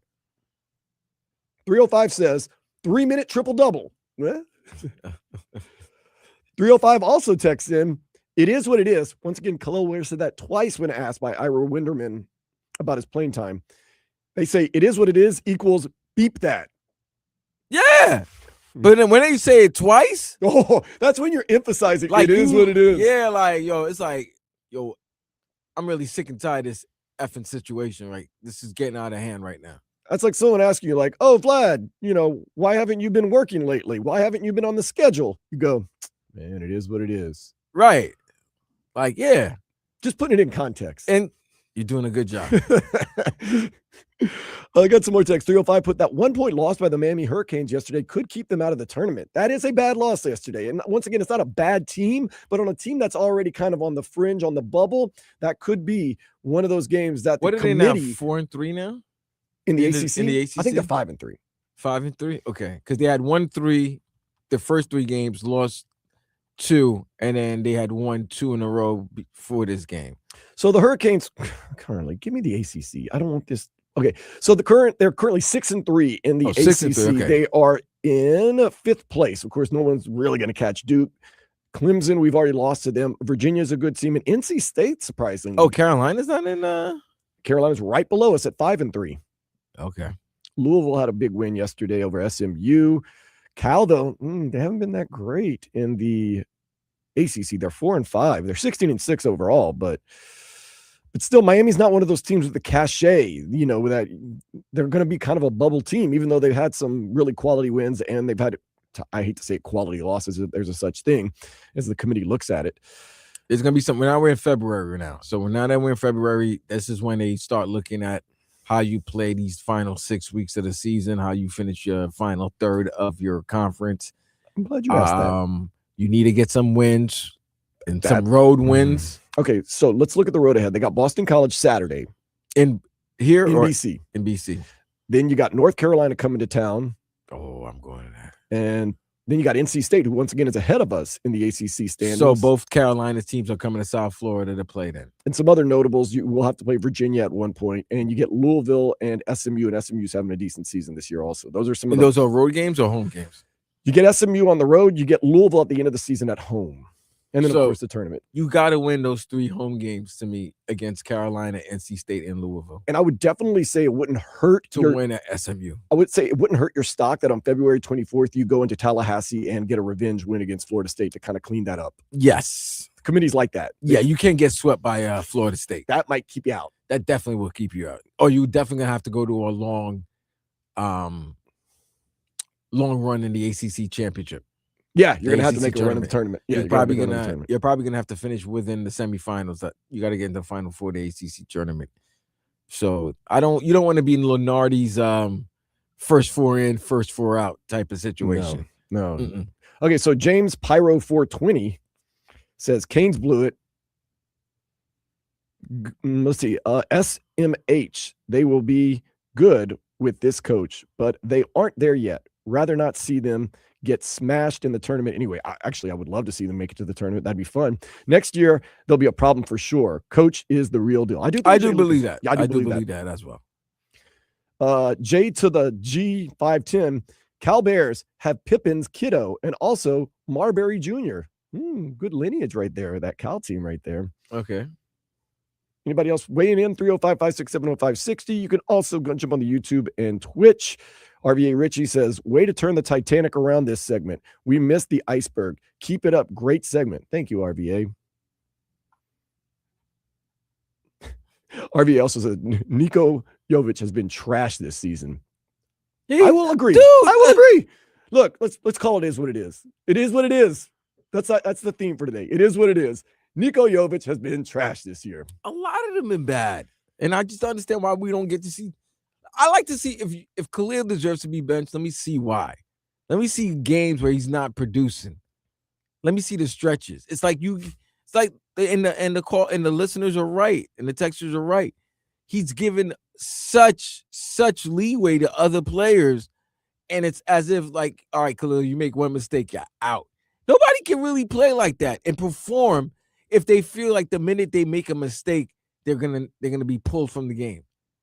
Am I looking into it a little weird? But Spo's been different ever. I don't want to get too much into it, but he's been very different since the divorce. Oh, wow. I don't want to get into his. I'm just saying he's been more like, I don't know. C. Dalla does point out Spo also told Dwayne Wade to take less threes. He does a lot of weird crap. It's what geniuses do sometimes. I mean, he just doesn't have the tolerance maybe for the youngsters. But listen, man, you got to start developing the youngsters. I don't think they did this with Whiteside. I wasn't around here I wasn't living here at the time, but just from afar, it seemed like Whiteside was more of a case of like you have to make sure he's in line. You have to make sure that he's giving direction. I don't think Kel'el's I don't think he's a problem. Like, I don't think he's not a problem. He's not out. I don't know if he's going to be hard to miss if he's outside. You understand what I'm saying? Like I just don't know what's going on for why there's such a disconnect between those two. My only thought, once again, I think there's greater things at play behind the scenes that we don't know, but maybe Spo said it and everybody said it. Sometimes he doesn't have that killer will, that desire. Maybe when Spo sees that, he benches him and says, get your mind right. Maybe that's part of it. Maybe it's a teaching process. I don't know. It seems like you're cutting your nose off to spite your face. Nonetheless, NFL Spin Zone has the Dolphins taking Alabama quarterback Ty Simpson with the 11th pick in the NFL draft. Miami could also be hiring a defensive coordinator very soon. They're just waiting on Anthony Weaver, and if he gets that Arizona Cardinals gig. There's two jobs available, one with the Raiders, one with the Cardinals. The Raiders are just basically waiting for the Super Bowl so they can hire Clint Kubiak. Oh, that's the guy, right? That's the guy they're waiting on. So if he gets the job, we get a third. So then who's the guy the Cardinals trying to get? Is it between Weaver? He's one of the guys. Is it Baby LaFleur, Mike LaFleur? That's one of the guys. Green Bay linebackers coach Sean Duggan is expected to eventually be named defensive coordinator, even though we already know. So who's the OC for the Dolphins? Oh, it's Bobby Skolnick, right? Bobby Skolnick. Okay. See, if Skolnick's the OC, I could see you guys getting Simpson, bro. Mm-hmm. He was really good with CJ. Then all of a sudden, CJ started more and more. I'm hearing about what's going on in Houston. CJ's ego is getting out of control. So, yeah, he had a rough year. He's rough 2 years after his rookie season where he was very successful. Well, I mean, we're knocking a guy that's been to the playoffs every year. Oh, Slowick, my bad. I'm sorry, J2. Thank you, Skowick. Oh, Slowick. Slowick. That's not a good name. That's not a good last name. Change the K. Okay. Canes men's basketball team, they did have a double-digit lead in the second half yesterday, and they lost to Cal, 86-85. Boston College, Saturday, up in Chestnut Hill, 2 o'clock. Maybe I'm thinking about Ethan's last name. Ooh, Ethan Slowick. Pelle Larson had 22 points, maybe his best game as a pro. Not enough. Heat suffered a third-quarter collapse again. They fell to the Bulls 125-118. Back on the horse. They play again tonight at 6 o'clock. Why was last night's game at 8 is another question. They do that a lot for the Saturday night home games with the Heat. They try to make sure that the people are coming out and get to watch the game. Okay. But or maybe, when things were lit, it'd be the pre-party to the pre-party. That's true too. To the actual party. Oh, I'm sure people still do that. Right there. It ain't the same anymore, man. It ain't the same. It's not the same, bro. The same. Garrett Nussmeier lit it up at the Senior Bowl yesterday. 2 scoring drives, winning MVP as American beat National 17-9. We're going to see these stocks rise and fall as the wind blows these next couple of weeks. Listen. Garrett Nussmeier's a hot name now. Nussmeier's name's going to be hot, right? Then he can be like, well, if you watch the film, He did well for LSU, but they were going through so many problems with Brian Kelly. He's not very mobile though, and then he'll throw out his pro day, and they'll say, "Oh my goodness, Oh no, he'll throw in the combine. He should be the first pick in the draft," and then he's gonna throw at the combine, and then really wow. Do they ever go to the combine though? Yeah, I thought quarterbacks now they don't. Nah, the quarterback like him because he didn't really have a great. Well, they sat him at the after. That's what I'm saying. He has to prove. He has to show that that he's learned from that. He's matured, and he's still got the measurables. As of now, the hot name, Garrett Nussmeier. Tomorrow could be somebody else, but right now it's going to be Garrett Nussmeier, and then all of a sudden, we still don't know if Trinidad Chambliss is going to the draft or if he's still trying to appeal with the NCAA to get another year of eligibility. But it's still in limbo. Although the NCAA has ruled that he cannot come back. They don't have problems with kids in college basketball going and playing in the G League and then coming back after a year or two, but they can't let poor Chambliss play his. I want his ass in the draft. I'm telling you this right now. He's the steal of the draft. He could be a good late, second, third round. I think that's the move. If you have a bridge quarterback, he's the guy. Now, mind you, you're probably going to want to play him early because you only have him for 4 years. So that's why if he did come out, I think you would see teams maybe spin around the block and try to get him late in the first round like they did with Jackson Dart. But he's the guy to me that's really the I would say the Dolphins' best bet. I know a lot of people quarterback people want. Only reason I think Malik Willis might end up in the Dolphins organization is simply because of the Green Bay ties. Dude, we are the Miami Packers. The smartest thing to do, though, would be do what they are planning on doing, which would be the Green Bay Packers. Have a quarterback competition between Tua, Quinn Ewers, and the rookie they draft this year. Preferably someone in the second, third round, like a Trinidad Chambliss. To me, that would be a dream scenario. You get 2 rookie contracts and Tua's bloated contract. Far be it from me to make logical sense here. Far be it. The Winter Olympics begin Friday in Milan, Italy, Vlad. You know I love those Winter Olympics. I love it too. Is Lindsey all right? I don't know if she could hurt herself. Lindsey Vaughn got hurt this week. Also, Chloe Kim. That's a you know who her boyfriend is. Who's her boyfriend? Sackman. Oh, Miles. Yeah, she's dating Garrett Miles. Yeah. I thought that was a joke, and then I looked and I saw him kissing on the sideline right in front of her dad, which was awkward. What's he gonna do? What's that? I mean, yeah, look, dad's about to get his ass kicked. Get some sugar, you know. Come on, man. But I'm gonna get that sugar. Chloe Kim's hurt, so we don't know. Oh, really? She's trying to go for her 3rd consecutive gold medal in the half pipe. Damn. Not to get too deep into it, but yeah, so we'll see. Luis Arias, he has signed a 1-year deal with the Giants. He's expected to play second base full-time. That was kind of the whole catch-up with Luis Arias. He wants to play on a regular basis at second base and not DH. So that's kind of one of the reasons why he went to the Giants. A lot of people are hesitant to play him at second base. I don't know. Carlos Alcaraz defeated Novak Djokovic 4 sets this morning to capture the Australian Open title. That is Carlos Alcaraz's career Grand Slam victory. Does Carlos Alcaraz have a nickname? I'm sure he does. Yeah. What is he called? I'll find out for you. Get that AI working. It's just, usually these guys like Djokovic's Joker and Taylor Fritz's girlfriend online and all that stuff. I don't know his name. Can't find one for him right now. He just goes out there and wins. He doesn't need all that. I thought it was like the machine, but that would be an apt nickname for him because they just call him Carlitos. Okay. I guess. Carlitos way. Carlitos way. That's a hey, hold up. Carlos Alcaraz, if you're listening, how about Carlitos way? Nah, you might get Benny Blanco from the Bronx, man. Ooh. At the end. You don't want that. Benny Blanco? Pachanga. Wait, I thought you were talking about different Benny Blanco. No, Benny Blanco from the Bronx is the one that killed Carlito in Carlito's way at the end because of Pachanga. You ruined the end of the movie for me, man. You never watched the movie. Come on, man. It's almost 40 years old. 40 years old. It's like 30. It's like 35 years old. Spoiler alert. You know what happens at the end of The Wizard of Oz? I'm just saying. With that being said, let's go ahead and take a step into the day spa. A Galapagos albatross took a wrong turn and wound up 3,000 miles away in California. Wait, what? A Galapagos albatross. Okay. Took a wrong turn and ended up 3,000 miles away in California. Where were they located? Galapagos Islands. And he just ran, he walked He flew 3,000 miles, wrong difference. He ended up in California.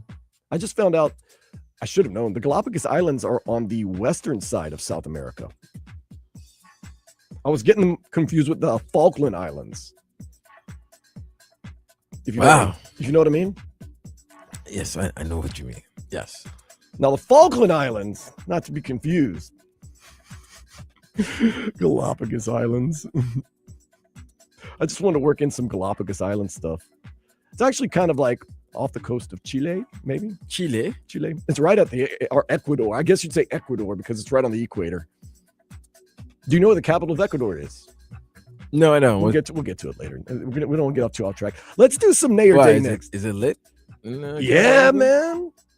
Quito's got bad ones everywhere. Oh, okay. Everywhere I've lived, I've had good Ecuadorian people take care of me. So everywhere you live, you found an Ecuadorian Wisconsin? person. Really? Yeah, it was odd. So there's Wyoming. There's Ecuadorians in Wyoming, in Cheyenne, huh? I was not in Cheyenne. Oh, Jackson Hole. Quito. But yeah, let's do some Nay or Day. Some things that were said over the past couple days, whether give it a thumbs up or thumbs down next here on 104.3 FM WQAM.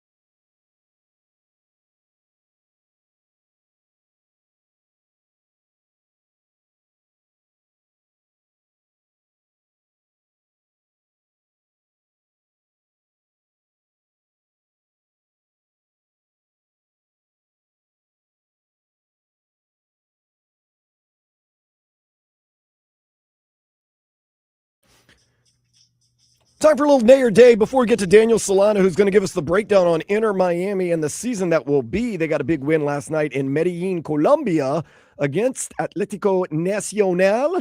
But right now, we got to get into some of the stuff going on with the Green Bay Packers. I mean, the Miami Dolphins. Their owner, Stephen Ross, recently spoke with the media as they introduced the new general manager, John Eric Sullivan, and the new coach, Jeff Hafley. And Stephen Ross, basically, he said, "Thank you, and I feel your pain."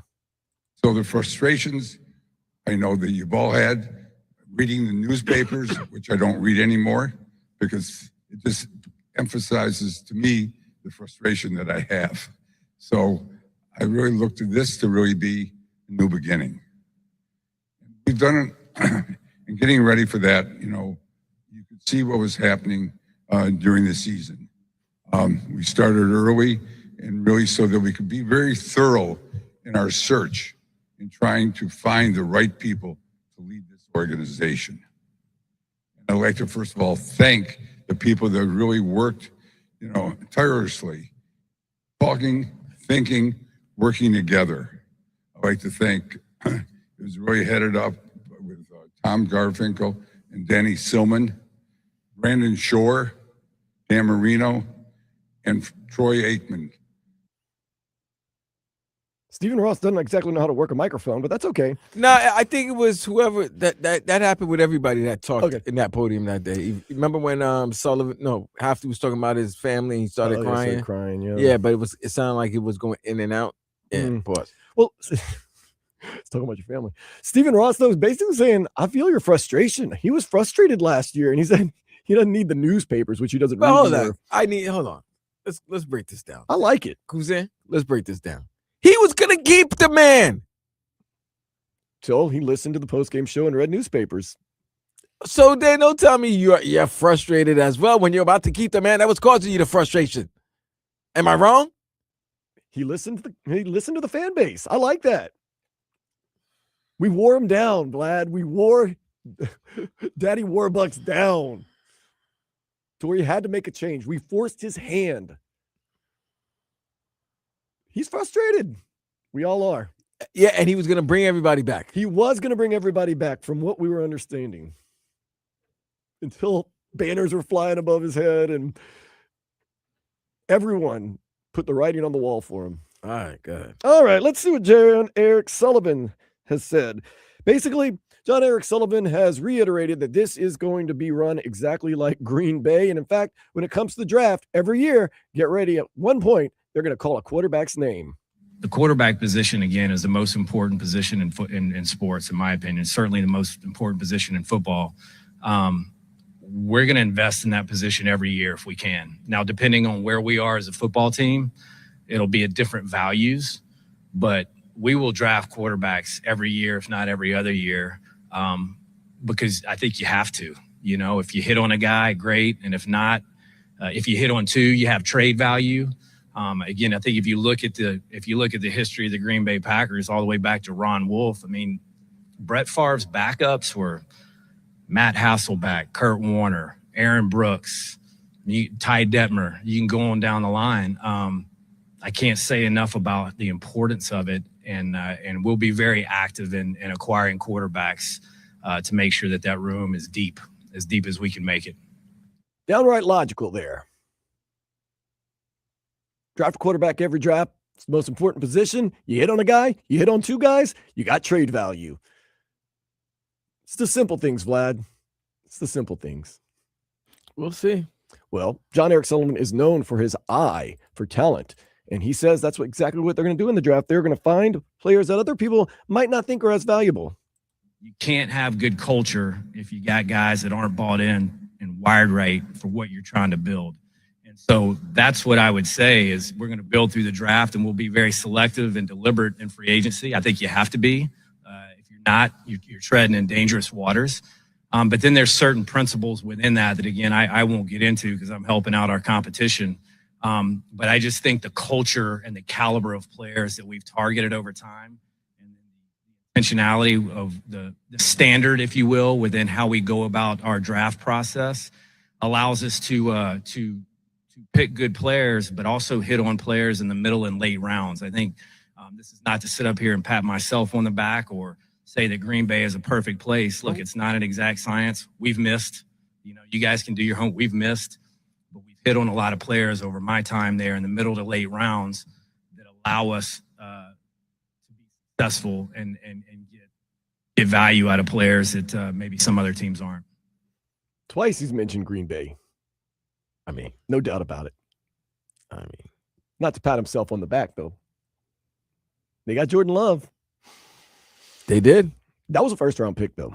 That's not one of those middle, late-round picks, but yeah. Oh, man. Jeff Hafley, and of course, we were talking about we have not hired a defensive coordinator. We're waiting to see what happens with Anthony Weaver, possibly get a compensatory pick, but they're guessing they're going to hire a defensive coordinator from the Green Bay Packers eventually because that's what we do here with the Miami Dolphins' new regime. But really, even though there is a defensive coordinator, Jeff Hafley says, make no bones about it, I'll be making the calls on D. Yeah, I'm going to call plays. That's really important to me, and I have a plan in place with potential hires that will allow me to be the head coach in the offseason, kind of like I watched Kyle Shanahan do it and kind of like how I watched Matt do it in Green Bay. But I am going to call plays. It's really important to me. It's something that I love to do. It really connects me with that group. I think it will bring a lot of energy to that side of the football, and I think the details will be exactly how I want them early on as we go. Pay any credence to some people saying that this defense, once it lost Micah Parsons, absolutely fell apart and was really being held up by Micah Parsons and not so much of Jeff Hafley? Let's be honest. The defense was good the year before. Okay. They were improving from the year before, and then they added Micah, and they felt that was the final piece to a championship season. Defense was playing well with Micah.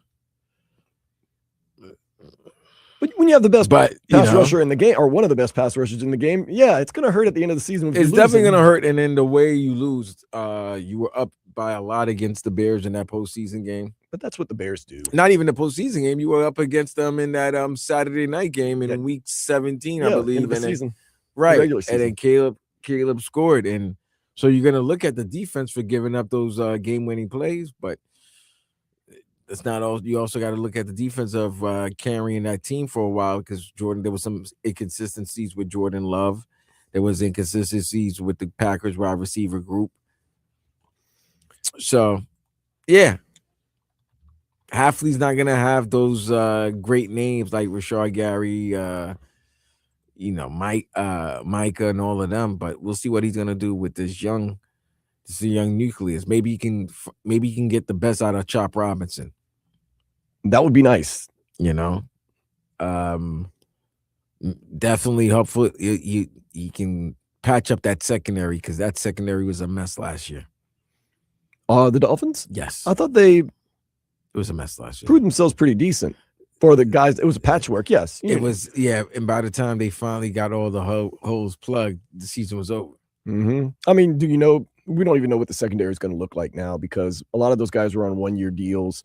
And it's a new regime right now. So you might see some more Green Bay guys coming over. The Packers did finish 9-7-1 last year in a very tough NFC North where all teams had a winning record. But where they ranked defensively? Where were they ranked defensively? I thought they were in the top 10. I'll say that. If that's the top 10 defense, then that's good. I'm trying to get the rankings. What is last year, 2025? I got to do that. Look at that. Within the 5-12 range is what the metrics are saying. Total yards, 11th. Points allowed, 4th. They were first in passing defense, second in rushing defense. They were 5th in points allowed, and they were 11th in passing yards allowed. So they're top 10. Let's just say overall, top 10 defense. Right. Really good against the... And they didn't produce that many turnovers like we did. Mm. They were, actually, who's the only... they're the only team that was close to us. They only produced 2 turnovers last year. Their weakness.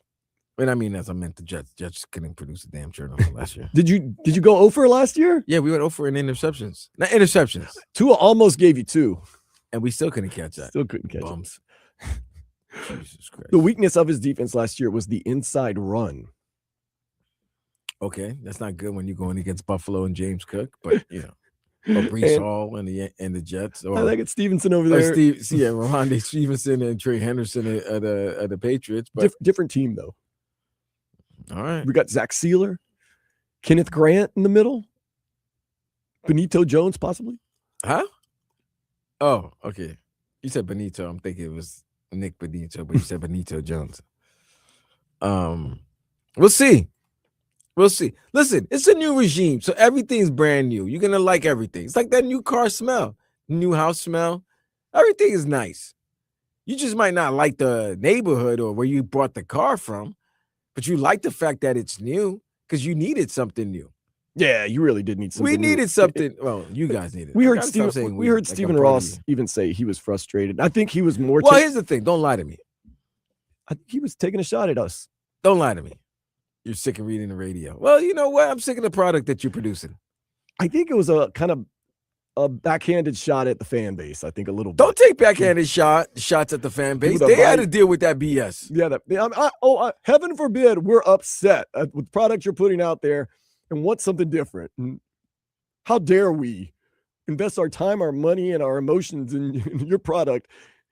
That's the time I get upset with teams. Like when they're producing nastiness or mediocrity. And then they're like, our fans aren't supporting us where they should. Right. And then it's like, no, the fans are. That's why they're continuing with that delusion that you guys are better than what you think you are. That's I feel bad for fans down here because of their expectations and what they've been used to.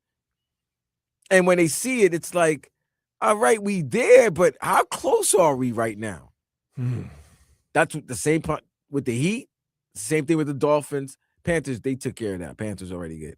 You know, into Miami, they took care of that. They finally won. But they got to win other tournaments that they're involved. So that's the expectations. But if it's continually mediocrity, you can't be upset with the fans when they want a change. Not to throw salt on the wound. You know who had the third overall defense in the NFL last year, yards per game? The Eagles? Minnesota Vikings. Oh, okay. Just, throwing that out there. Flo? Just throwing that out there. Flo? Yeah.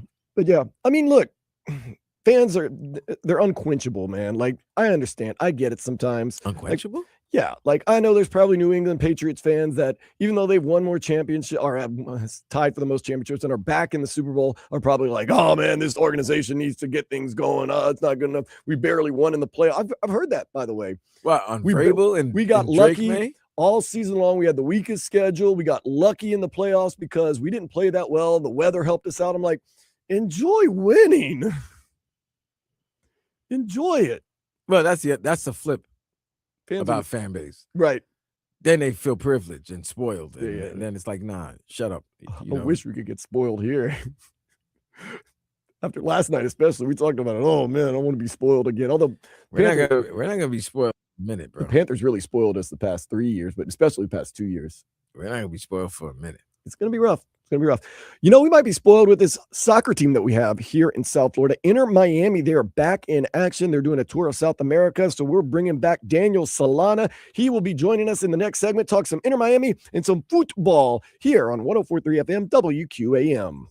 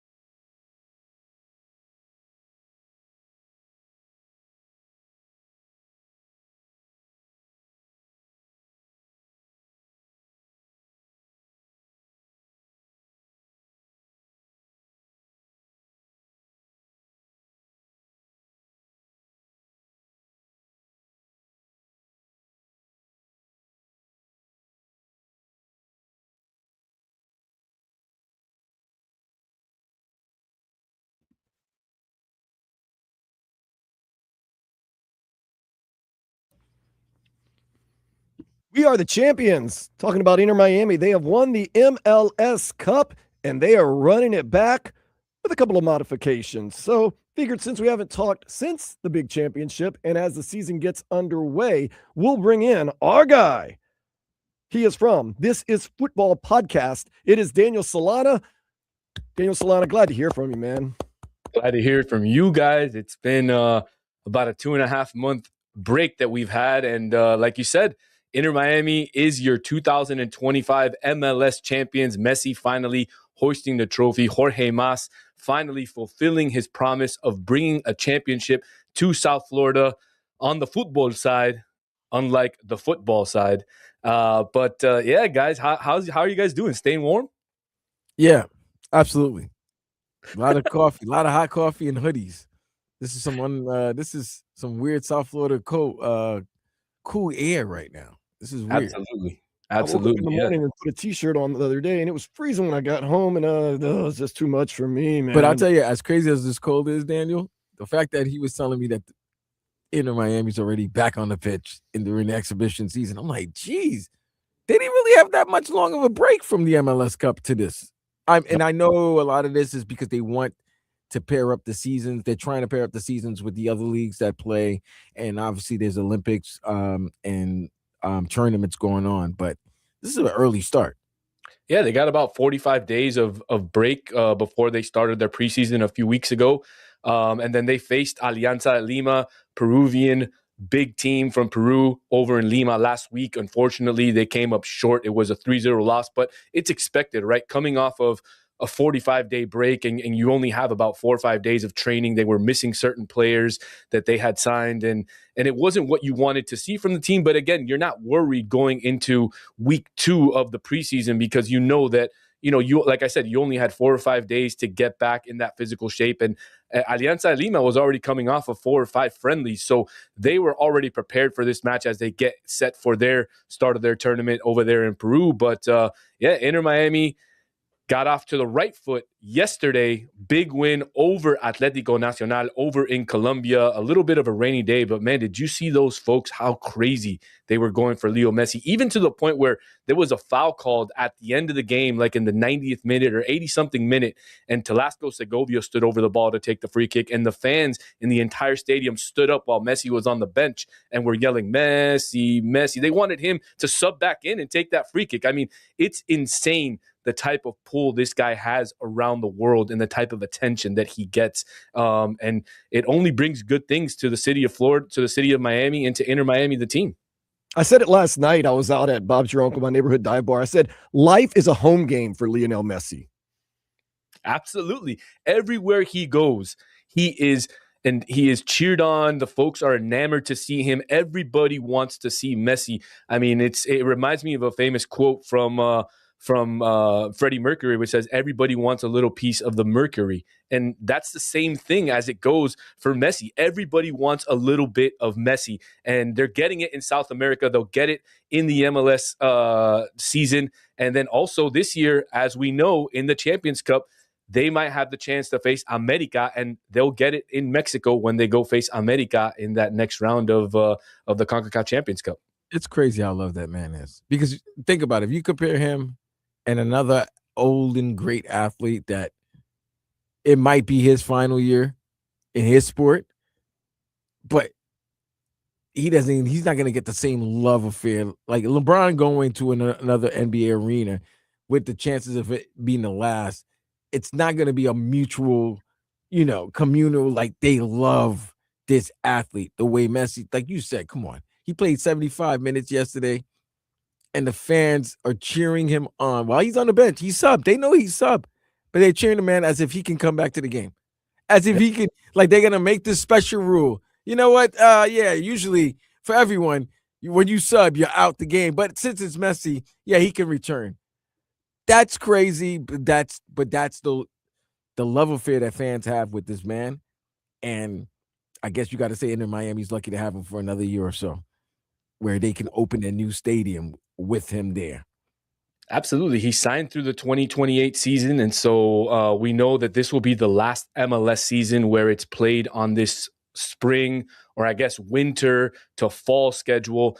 The next year, there will be a short tournament in the spring, and then they will start the new 2027 MLS season at the fall, just like they do all over the world in Europe and in most major countries who play the sport. So, it'll be interesting to see. Messi will have possibly 2 trophies to win with Inter Miami on the MLS side, and then also 2 years of CONCACAF. But I don't know if you guys have heard the rumblings. There's a lot of rumblings from South America and from CONMEBOL of CONMEBOL inviting, Inter Miami and other teams to play Copa Libertadores next year, and that would be absolutely magical. Now, I don't know if Inter Miami is ready to compete with some of the South American giants. They showed they were able to compete with Atlético Nacional yesterday. They showed that they were able to compete with Palmeiras in the Club World Cup last year. But this is a different animal, right? It's not a neutral site field. This is a game where you're going to have to go into South America, into some stadiums. And, I mean, obviously the dream is for Messi to play Copa Libertadores, and Alejandro Dominguez, who is the president of the CONMEBOL, I'm sure would be in love with the idea of having Messi come into South America and play stadiums, because the vision and kind of the eyes that it would get to this major regional cup would be, out of this world. This is Football Podcast. Daniel Solano with us. Daniel, we won the MLS Cup. Mission accomplished. But it seems like this Inter Miami team, the rich just get richer. Talk about how this team has grown on this short offseason. Absolutely. You mentioned it, but let's not forget about all the players who were let go from last year. There was about 8 or 9 players who were let go from the team last year. More notably, Ustari, who was the goalkeeper, who was pretty much responsible for the team's success for most of the season. And then obviously, Rocco Rios Novo, who was let go at the end of the season, was brought back into Inter Miami. They go out and get the best goalkeeper of 2025 in Dane St. Clair, the Canadian national team starter. And then not only do they go out and do that, but they go out and get another DP in Germán Berterame, who reportedly said that he wouldn't leave Monterrey in Mexico unless Messi came to get me. And that's exactly what happened. Messi picked up the phone and said, "Hey, Gigi, it's time for you to come and wear the pink down in Inter Miami." En español.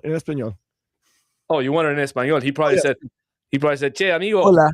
Es hora, sí, hola amigo, es hora que vengas acá al Inter Miami para ponerte la rosada y para representar el equipo de Miami." Y bueno, Germán dijo, obviamente, amigo, obviamente voy. So he signed, he is here. He had some minutes last night. Important to note that he did not practice with the team. He's still not eligible to practice with the team in the United States. But since the game was played in South America, he was able to get the paperwork done to play that game. And so he got 30 minutes last night. And let me tell you, Dan, let me tell you, Vlad, this guy's first touch is magical. This guy is going to make Messi break the assist record, who is held by a former Miami Fusion player, Carlos Valderrama. 26 assists in one calendar year in the MLS. And my bet is on Messi breaking it. I'm taking the over this year. Wait. You saying he's going to break the assist record, which is over 26, right? Yeah. And he's going to score what? 15 maybe 20 goals? 20. So are you saying this guy might have a 50-point season in the MLS?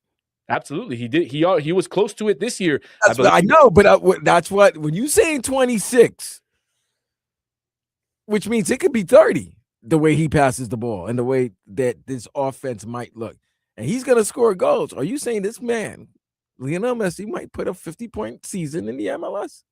Absolutely. Why not? Like I said, he did it again last year. And now you're adding a player like Germán to the starting 11. And Messi hasn't had a forward in his prime, in his physical abilities like Germán has to finish the goals. Last year, Messi probably could have had closer to 20, 25 assists if Allende would have finished the goals. This year, you have Allende coming back, and you also are adding Germán Berterame to the lineup.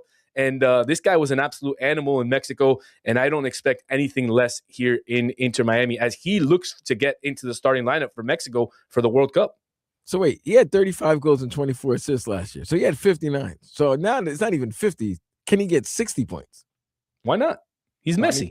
He's Messi. So Daniel Solano, we talked about this earlier. Fans are always thirsty, never satisfied, unquenchable. Now, we said this. Messi every year has checked the boxes. The first year, he got the first trophy. They win Leagues Cup. Second year, they win Supporters Shield. Third year, we said it's MLS Cup or bust. He did that. We want another advancement this year in Inter Miami. So being a fan, Inter Miami fan, this year I want MLS Cup and another trophy. Is that possible for this Inter Miami team?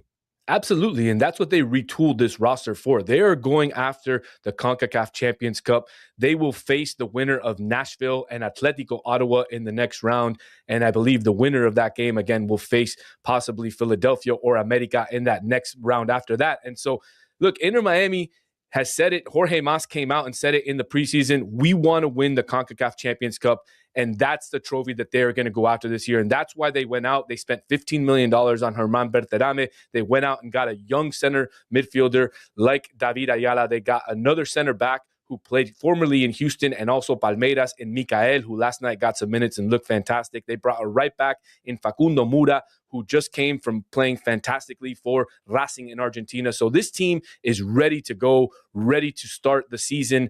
And a couple more preseason games left, one in Ecuador, one in Puerto Rico, and then the MLS season starts. And what better way to start the MLS season than with Messi versus Heung-min Son out there at the LA Coliseum?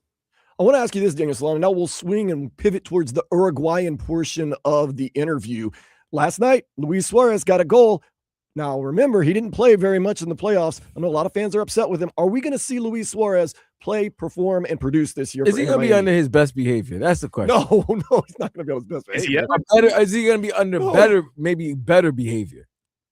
I don't know, man. Luis Suarez is a very special guy, right? He plays and he wears his emotions on his sleeve. And that's just the type of player he is. So I can't promise that he's going to be on his best behavior. But what I can do is I can say most likely Luis Suarez is not going to have the impact that he's had over the last couple of seasons.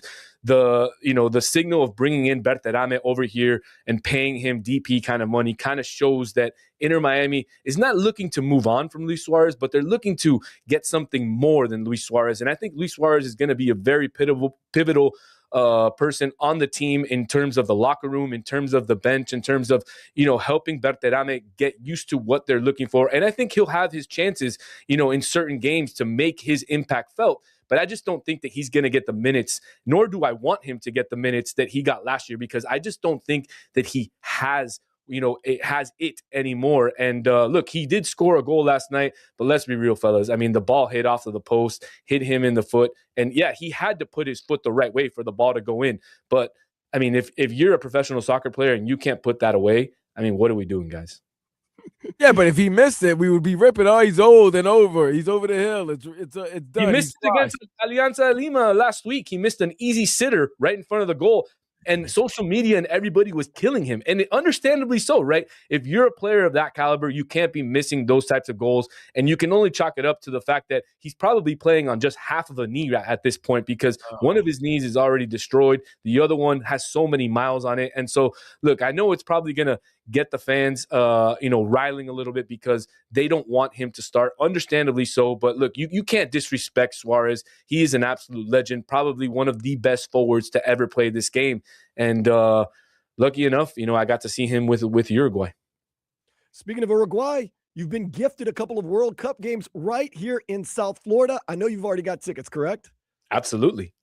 I'm going to be going to that game. Not only that, but today, Vlad, is the Supercopa of Uruguay, Nacional versus Peñarol, El Clásico, the first trophy of the year. And I'm going to be covering it live from Cyber Pizza at Dania Beach, which is the home to all Nacional fans here in South Florida. I'll be doing the pregame for my channel, Arriba Bolso, out there. We'll be having pizza. We'll be having some beers. We'll be having some sodas and enjoying the good time with all the fans out there.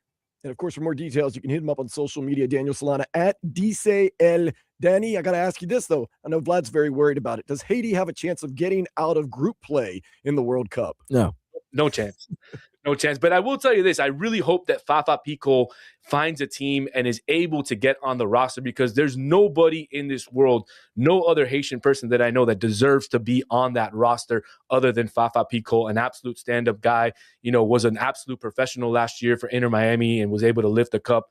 Unfortunately, they don't bring him back, but I really do hope that he finds a home and he's able to make the roster for Haiti, because for South Florida, I mean, that's a kid that played out here in Kendall. in the South, down here in the Kendall Fields, and that would be a hell of a story for Fafa to go to the World Cup. Hey man, I ain't like some of the craziness and back, behind the scenes moves that was being made with the South Florida Hard Rock games from the World Cup, because Haiti was supposed to play a World Cup game in the Hard Rock, and all of a sudden it got booted out for another Brazil game. I mean, look, I agree with Brazil, you. Colombia, correct? Was that the one? I think Portugal, Colombia, maybe. Portugal, Colombia. I'm sorry, it's Portugal and Colombia. I mean, look, it's the battle of who has the biggest fan base in South Florida. And look, I've been to the games back in the day. The Haitian fan base in South Florida is real. When Haiti comes out to play, they support.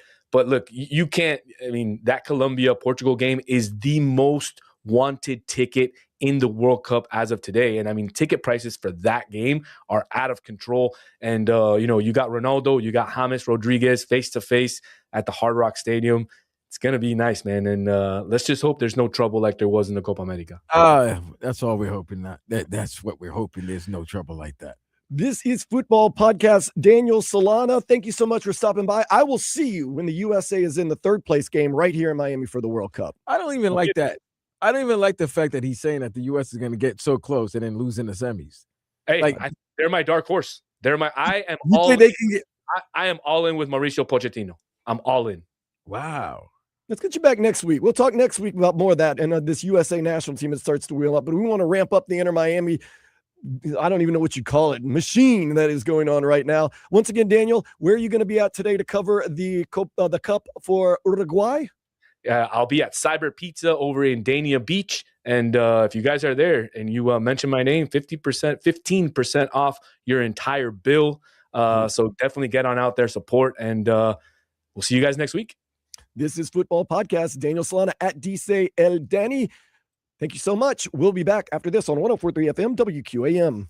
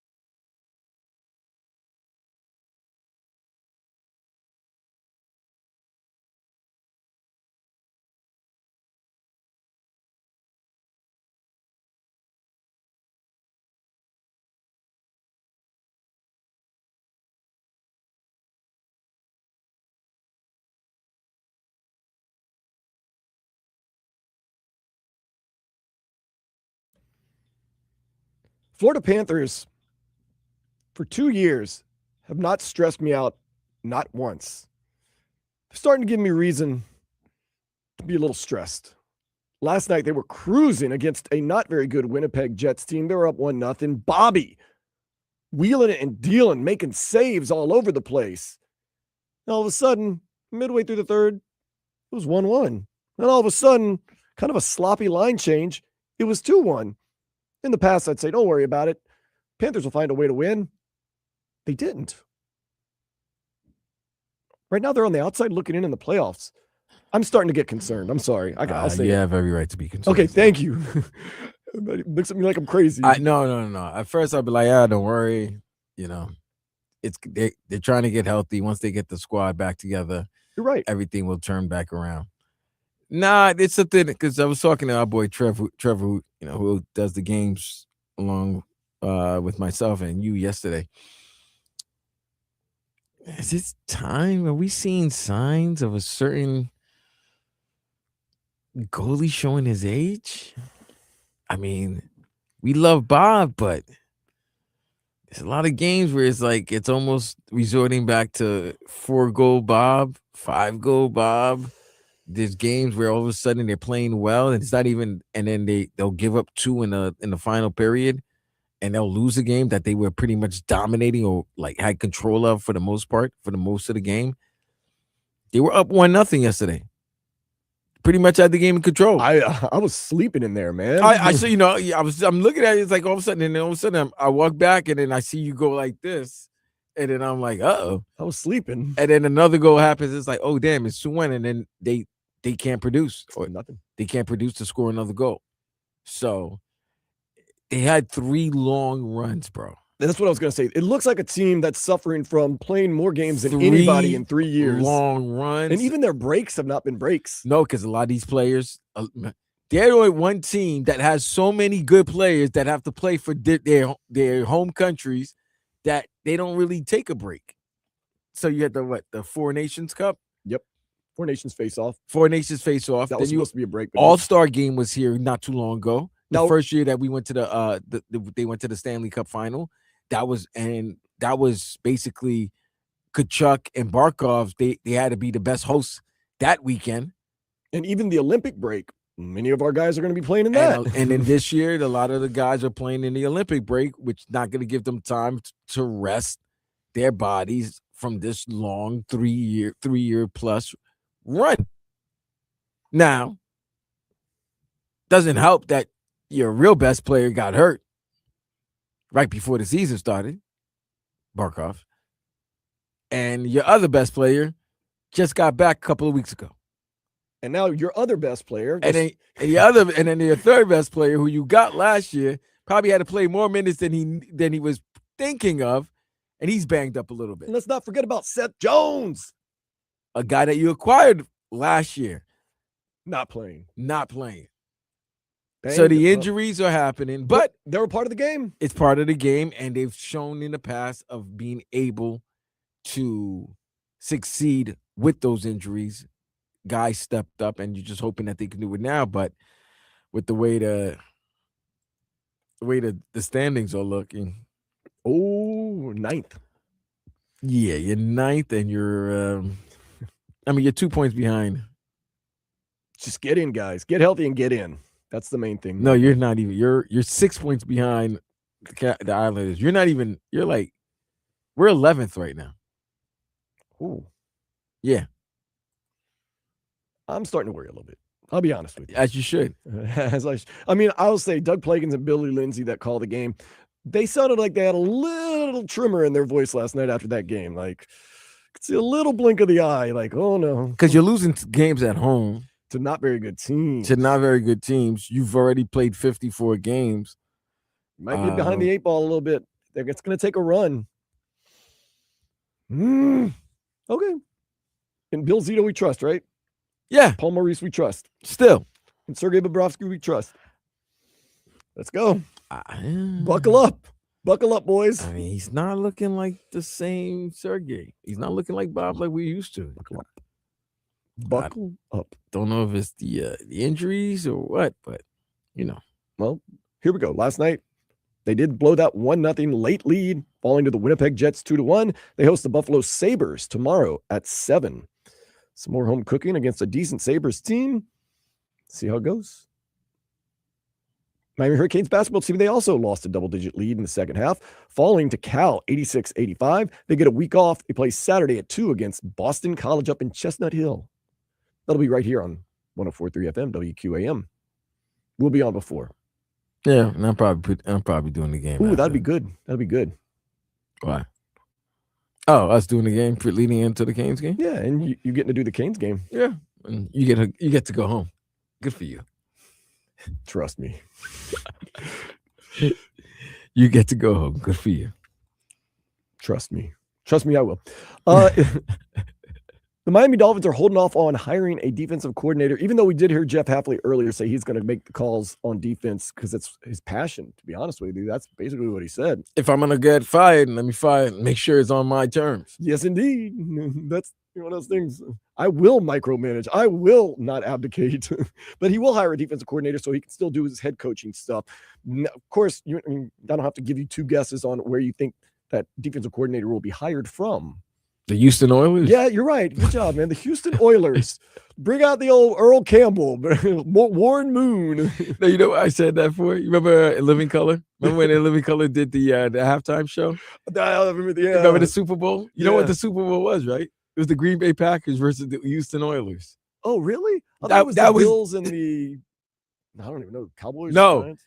Remember they were doing their Siskel and Ebert. Remember they had like their guy, the two guys that would review movies? Yeah. Right. But they did their Super Bowl version. That's why they like the Packers and the Oilers. Okay. So that's why every time you say that we're turning to the Packers, I'm like, you don't want to be the Miami Packers, bro. That's not a good name to have. Well, maybe it is, but maybe not. But they are turning into the South Beach Packers, and the defense. A lot of things are going to be coming from Green Bay. Your next quarterback might be coming from Green Bay. Could be. Your defensive coordinator is coming from Green Bay. Just don't be surprised if there's a lot of cheeseheads or former cheeseheads in Miami this year. And that's why I said I would rule out Malik Willis, but the way this staff is shaping up, I can't rule out Malik Willis coming here for however many $20 million, $30 million next year because they love Green Bay and they like what Green Bay is doing and they like the familiarity. So I would give it a 50-50 shot that Malik Willis will be the Miami Dolphins quarterback next year. Or they'll draft somebody like Ty Simpson, who could possibly fall to 11th overall. And I don't think that's a bad place to draft a quarterback at 11, especially Ty Simpson. Because, look, he's got once Moore decided to go back to Oregon, which is kind of weird, by the way, also, because Timu Mahomes is in Oregon right now. Ooh. The kid from Nebraska, he transferred to Oregon. I didn't know if he was transferring because he thought Moore was going to go, but Moore decided to stay. So Oregon's got Dante Moore and Timu Mahomes. I don't quite understand. What's Dante his name? Moore. Dylan Renault? Renault? But Dante Moore is a very interesting case because he was most likely going to go second, even with that bad showing against Indiana. Dylan Raiola. But he was going to most likely go second overall. Well, he might have been number one. No, not Dante Moore. Dante Moore? Yeah. For Oregon. Yeah, I think he could have got number one. Nah, Fernando Mendoza had that. No, there was going to be, bro. You know what? You know how we always talk. We said we're at that time where there's going to be a lot of talk, and there's going to be from one camp. There's going to be a lot of synopsis. A lot of opinions are going to be thrown at one side, and then there's another side. All of a sudden, they're going to be the hottest chick in the game, or they're going to be the one that everybody's going to be talking about. Same thing happened. Remember, Sam Darnold was pretty much going to be the number one quarterback chosen, and then Baker Mayfield started catching fire towards the end. Yeah. Towards, like, from the combine to the pro days, and then before you know it, 4 days before the actual draft, we already knew Cleveland was drafting Baker Mayfield. So that was going to happen between Mendoza and Moore if Moore was going to be in the draft. Since he's not going to be in the draft, Mendoza is the clear-cut number one pick. But there's going to be teams looking, and they got to make a decision. Do you wait for the 27 draft when there should be a surplus of college quarterbacks that you've seen play? But there's plenty unknown between now and then. And there's always going to be some quarterbacks that are unknown that start catching fire. Just to pull this full circle for you, Vlad. Like your boy Mensa. Yeah. If Mensa leads the U to another college, how about this? If Mensa leads the U to an ACC championship, an ACC title game picture, an actual ACC championship, which automatically will get you in the college football playoffs, and if he gets them back to the final game or wins the championship, are you not going to tell me that's not going to push that man's name up in the draft? 100%. And then people are going to look at, oh, well, he came from Miami. Let's see what the quarterbacks from Miami have done. Oh, one was the number 1 pick in 2025. Yes. And the other one, we don't know where he's going to fall. But you don't know where he's going to fall. People might start looking at his film over the last 6 weeks of the season. Ever since they were number 16, they were ranked number 16. People might start looking at his play. You got to figure that after this year was really you know what? I'm going to shoot him some bail. The fact that he played this season after that rotator cuff injury. Yep. His arm might not have been strong. Maybe. Might not have been ready. So there were certain throws he might not have been able to produce the way he would love to. We'll see. But if he gets drafted high, that's gonna work in the favor when you're trying to get other recruits later on. Yeah. But to pull this all full circle, Vlad, there was a time in the college ranks, neck and neck, the best quarterback in the college game, supposedly, Sam Darnold, Josh Rosen. Remember that? Oh, I remember Josh. Remember Josh Rosen this guy's one of the best. Yeah, I could have told you that wasn't going to work. I didn't think he nor Sam Darnold were really that good. I knew Sam was good because I saw Sam playing at USC. I watched both of them play. I saw Sam firsthand. I saw both of them firsthand. You could tell. Sometimes you could tell with an athlete or a player. You're like, yeah. When I saw Sam, I was like, yeah, Sam's gonna be a quarterback. Rosen, I just like, Rosen looks like the type of guy who's just, I'm just doing it because I can. I'm not really doing it because I want to or I love to. And that's what happened.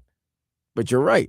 There was a time. There was a draft, and then in that same draft, the best quarterback possibly out of all of them was selected with the last pick in the first round. Lamar Jackson.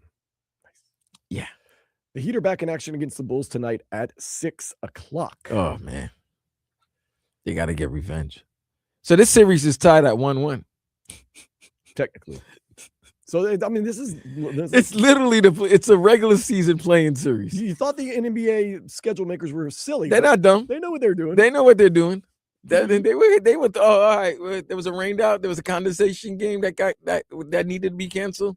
I got something special for you guys. Let's make this happen. The Winter Olympics begin Friday in Milan, Italy. So that's going to be fun, man. You can stay up all night watching the Olympics. And if you stayed up all night last night, you saw Carlos Alcaraz defeat Novak Djokovic in 4 sets. The Australian Open. So NBC, big week for them. They got the Olympics and the Super Bowl. Ooh. I bet the salespeople are loving that. Do you think somebody's going to San Francisco and then going to Italy right after? As far as like if you work for NBC or Peacock, Oh yeah, absolutely. I was gonna say if you're really rich, you can fly out to San Francisco, then fly out to. That's what I'm saying. You're at a major airport, so you really could fly to Italy from San Fran from SFO. I don't know. If you're doing it, kudos to you. Mike Tirico's definitely doing it. He's calling the game and then flying out to Italy. Oh yeah, right after. Those guys love it. I mean, like Tommy Tig's been to the Olympics. All the people that work for the affiliate station or whatever, the national people, yeah, they go, man. The Olympics, come on. You know today's 1st of February, right? It's the 1st of the month. Right, it's 1st of the month. Mm-hmm. Also, my boy Gio from Miami's birthday. Happy birthday, Gio. That's what I'm talking about.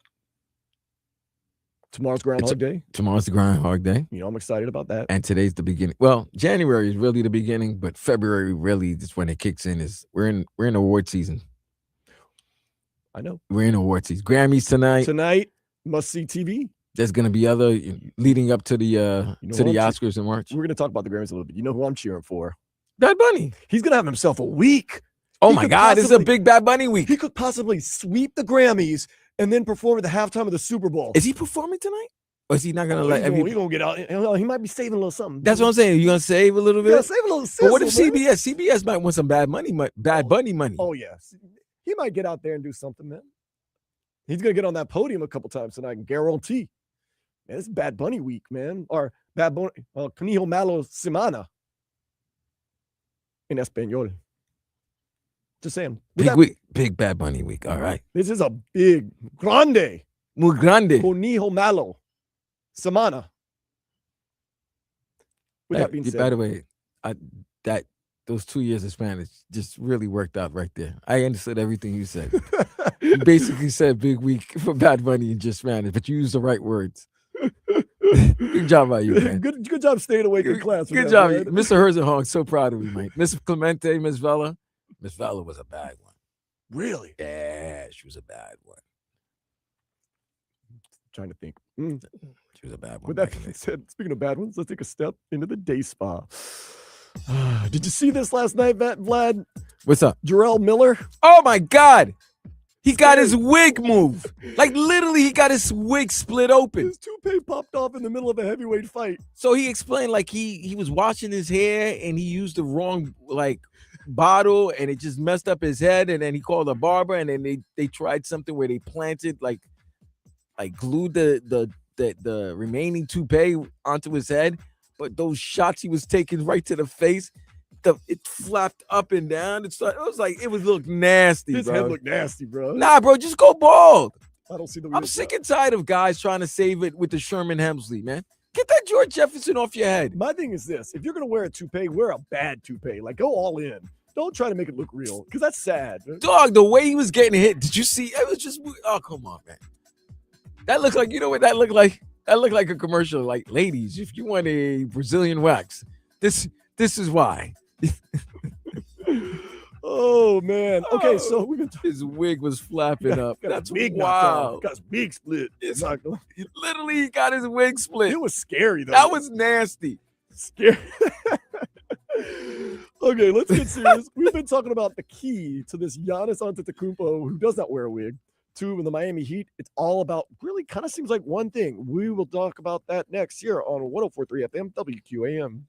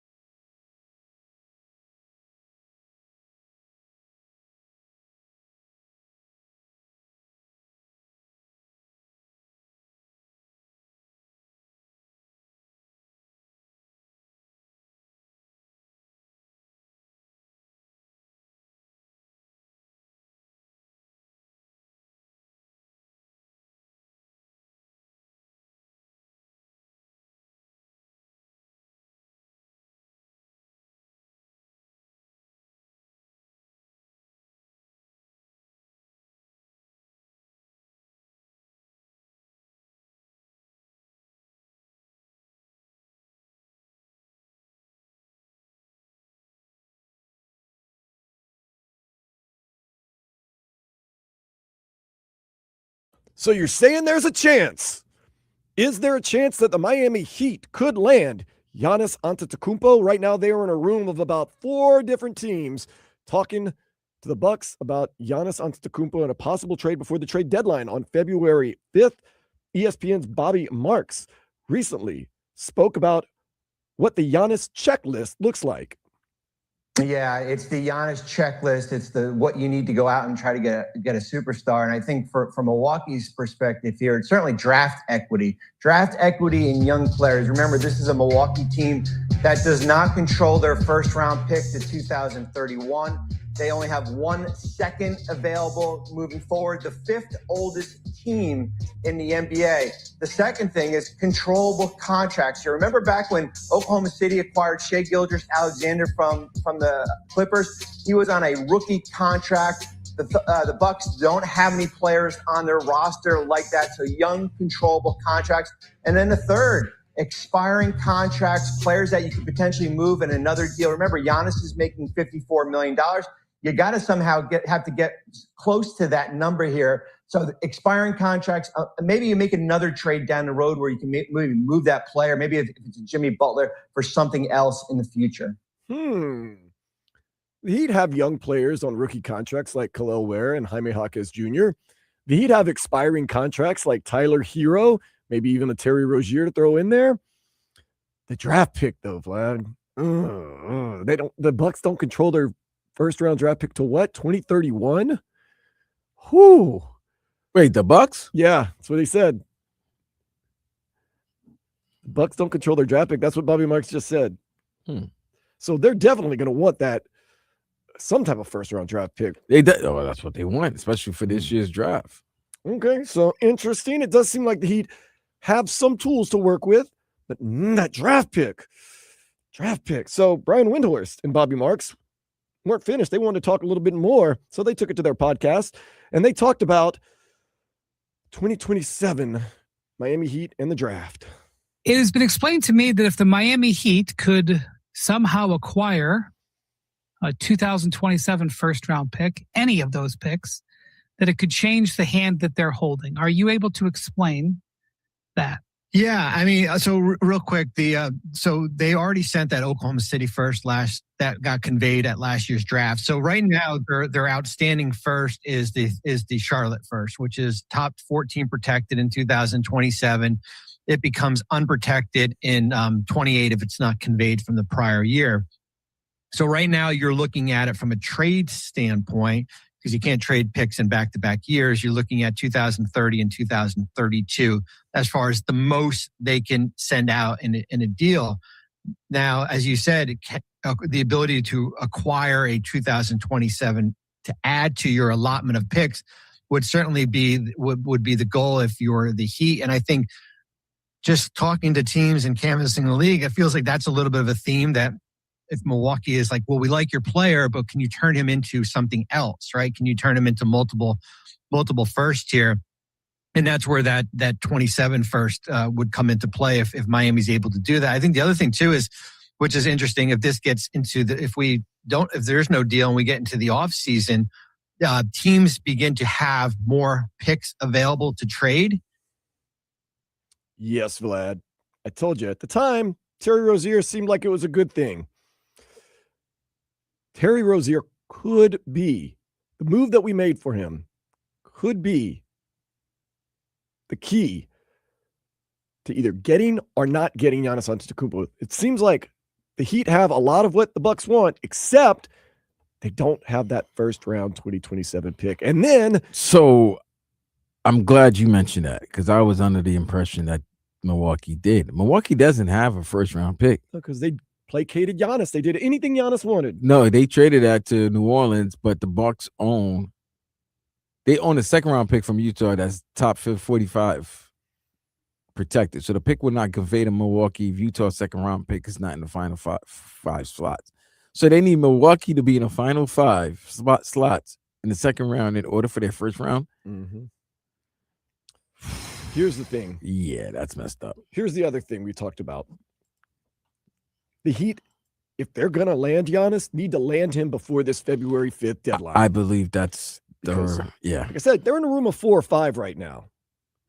You open it up and Giannis makes it past the deadline and goes into the offseason, you open that room up to basically 30 teams. You're in a room of 30.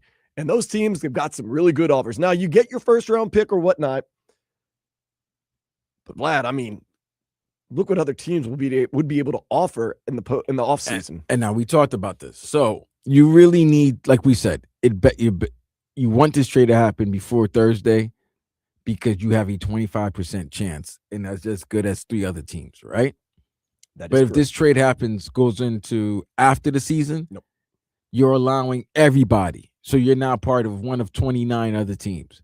And you're also allowing the bigger name teams to get involved who may have some money and ways to convince a Giannis to come to the City of Angels. I was going to say, don't you think the new ownership or maybe the Boston Celtics, make a splash? Like Lakers, Celtics. I mean, the Warriors are still going to be involved, but now everybody's going to have a idea, and it's before season.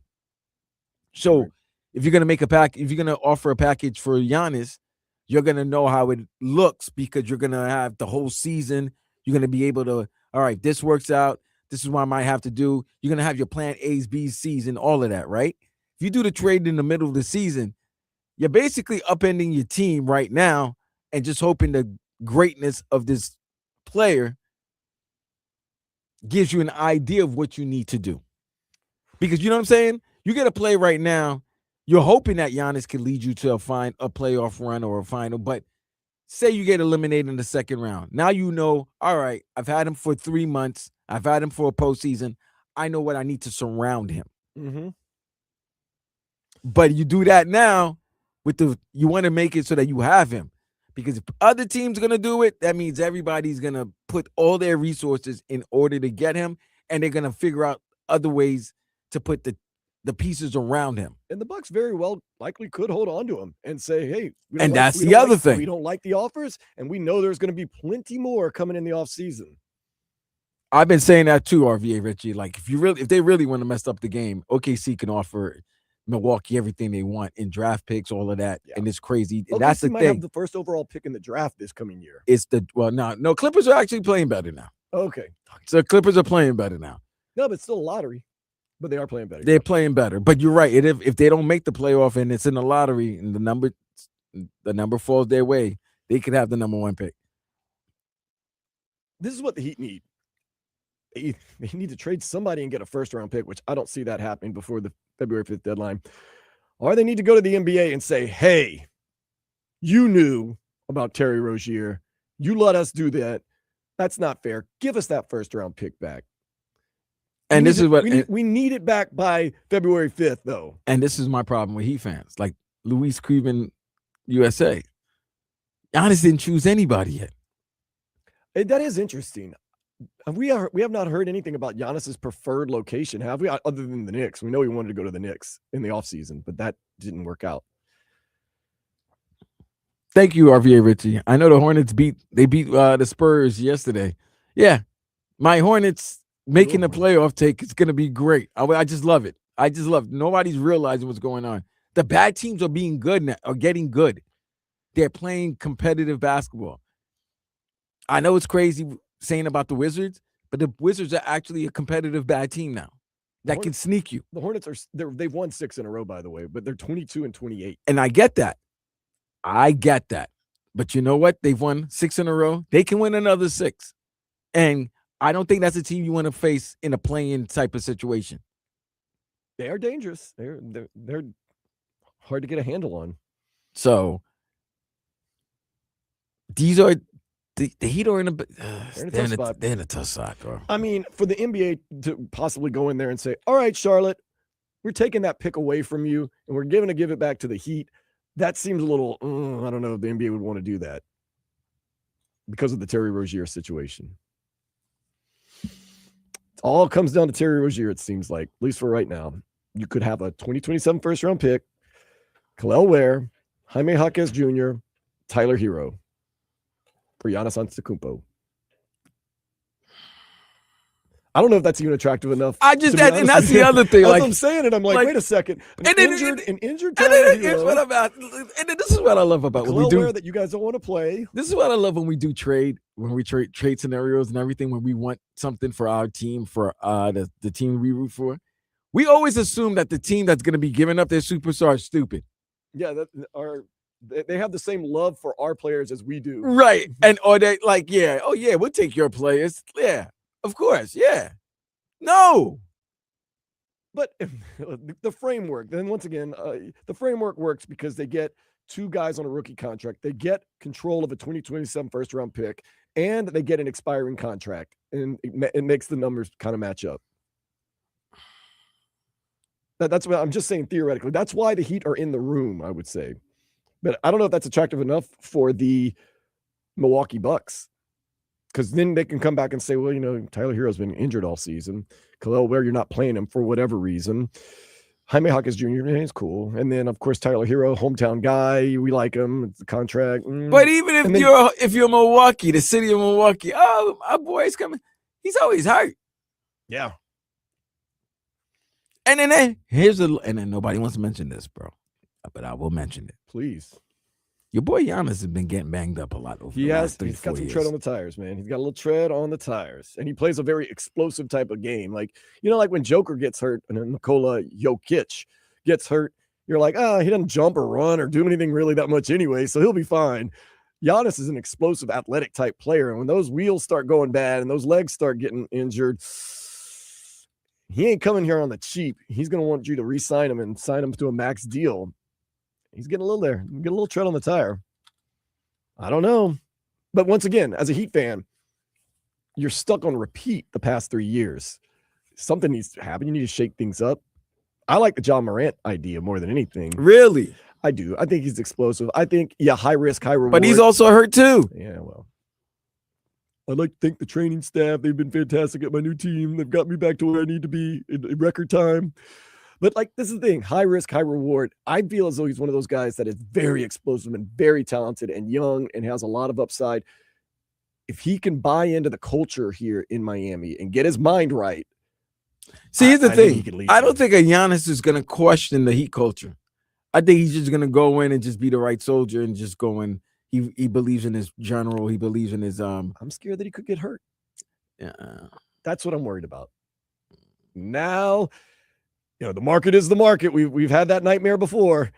Pay him a ton of money, and he's always banged up. Yes, Giannis does come with a package. You have to get Thanasis and his other brother. Yep. The brothers come. Yeah. That is part of the deal. We understand it. That's an unsaid. That's an unwritten rule. We know it. We all know. But yeah, Giannis isn't going to question Heat culture. I just worry about his health. Ja will. Ja, I feel as though if he buys in, look what he did with the Grizzlies, man. He had them as a 2 seed.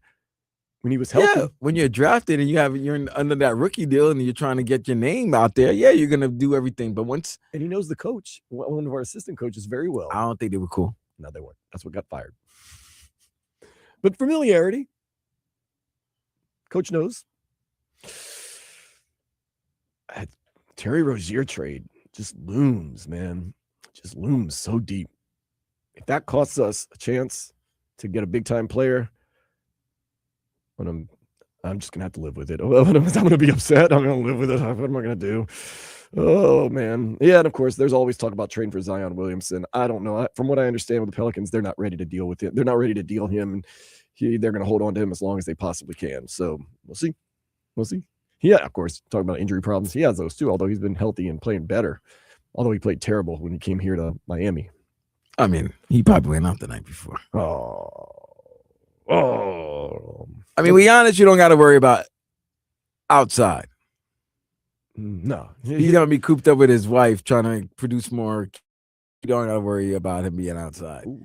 Giannis Ja and Zion, oh boy. Rob's going to have to make that call to certain spots and be like, hey, man, all right, don't offer him all of this. Nothing. Don't offer money is no good there. Yeah, don't bring these type of individuals of beauty and assets around him. Yeah. Or around either one of them. We'll see. Speaking of assets, we've got some something or nothing next here on 104.3 FM, WQAM.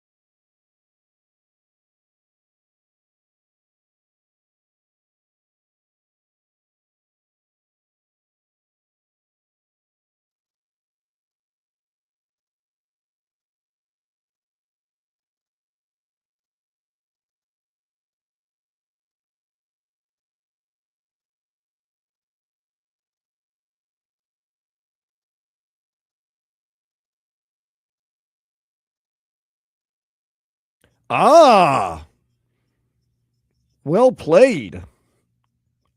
Well played. Doing some something or nothing right now.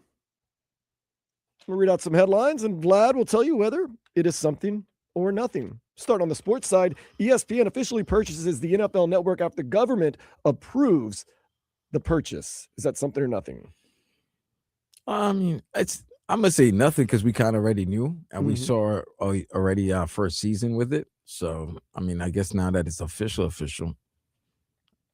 it's not gonna shock me because I already seen it already. I already saw the handling of the red zone on ESPN. Yeah, there's commercials now. We got to deal with commercials. Okay. Meryl Streep will play Joni Mitchell in the Cameron Crowe biopic coming out sometime within the next year. Something or nothing. Something. It's Meryl Streep. It's gonna be good. I already thought that kind of Almost Famous was the Cameron Crowe biopic, but I guess this is going to be a more expansive look at his career. If it's anything like Almost Famous, I'm in. My boy was in Almost Famous. Oh, really? Yeah. You got that IMDb? You got the IMDb? Dang, that's pretty good. Now, getting back to what I said, well played. Got little clips rolling right there at the beginning.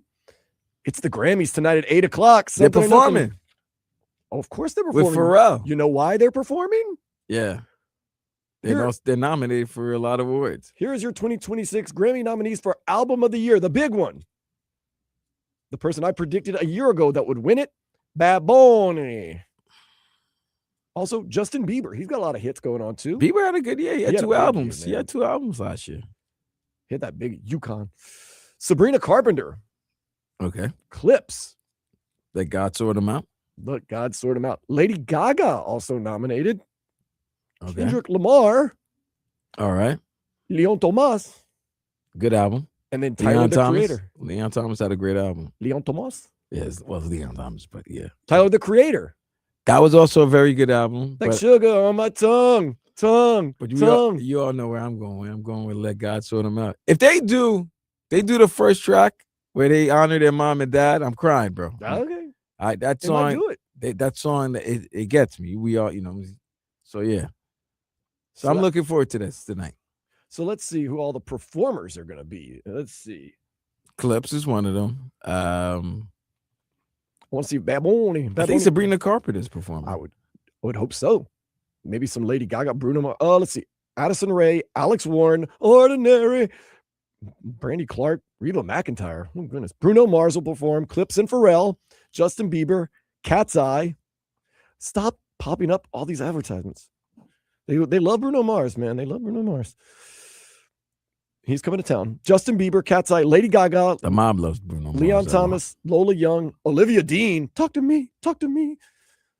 There's going to be an Ozzy Osbourne tribute, Roberta Fleck and D'Angelo tribute, Rosé, Sabrina Carpenter. Oh, they doing a D'Angelo tribute? Yeah. That's going to be interesting. Somber's going to be performing. The Marias, Tyler, the Creator. No Bad Bunny. He's saving it for the Super Bowl. Nah, you got to figure that. I wouldn't blame him for that, to be honest with you. However, if I knew that the network that's having the Grammys is not it's always CBS. So Super Bowl's on Peacock this year, NBC. You kind of want that Bad Bunny. You want that Bad Bunny buzz. Yeah, you want that, man. You want that buzz, but Olivia Dean, talk to me. Talk to me. Okay, so there you go. Grammys are going to be awesome. Try to keep an eye on them tonight. It's something. Oh, yeah. The recent cold spell here in South Florida has been deemed the lizard blizzard. Something or nothing. Yo, lizards are dropping off left and right, man. Lizard blizzard. No, it's no blizzard, bro. Blizzard's got to have snow. Well, maybe because the lizards are the snow. They're dropping. Yeah, maybe it's a lizard wizard because there's like a lot of winds. One of my favorite bands right there. Lizard Wizard. Really? Mm-hmm. What are they like? I can't remember the name of them. Obviously, they're one of my favorite bands. Something and the Lizard Wizard. Yeah, no, that's nothing with me. King Gizzard and the Lizard Wizard. That's the band. King Gizzard. King Gizzard and the Lizard Wizard. Cool band. Indie band. Let's see. Okay. Oh, you're going to like this one, Vlad. A woman. She robbed a bank in France. 24 years, 361 days. And then was caught. And you know why? She was on the run for that long? She was on the run for 24 years, 361 days. You know why I'm so specific with the days and the years? Why? Because if she would have made it 25 years, She would have gotten away? statute of limitations. No! would have come into effect. Yes. No! Lay low. She was 4 days away from saying laying low? Statute of Hold limitations. up, time out. Wow. They couldn't find Javante Davis, okay, for 2 weeks. And he was literally right across the street. Yes. Shorty's been running for 24 years, It's almost 25. 361 days. 4 days away. How they find They her? found her in Mexico, somewhere hiding out.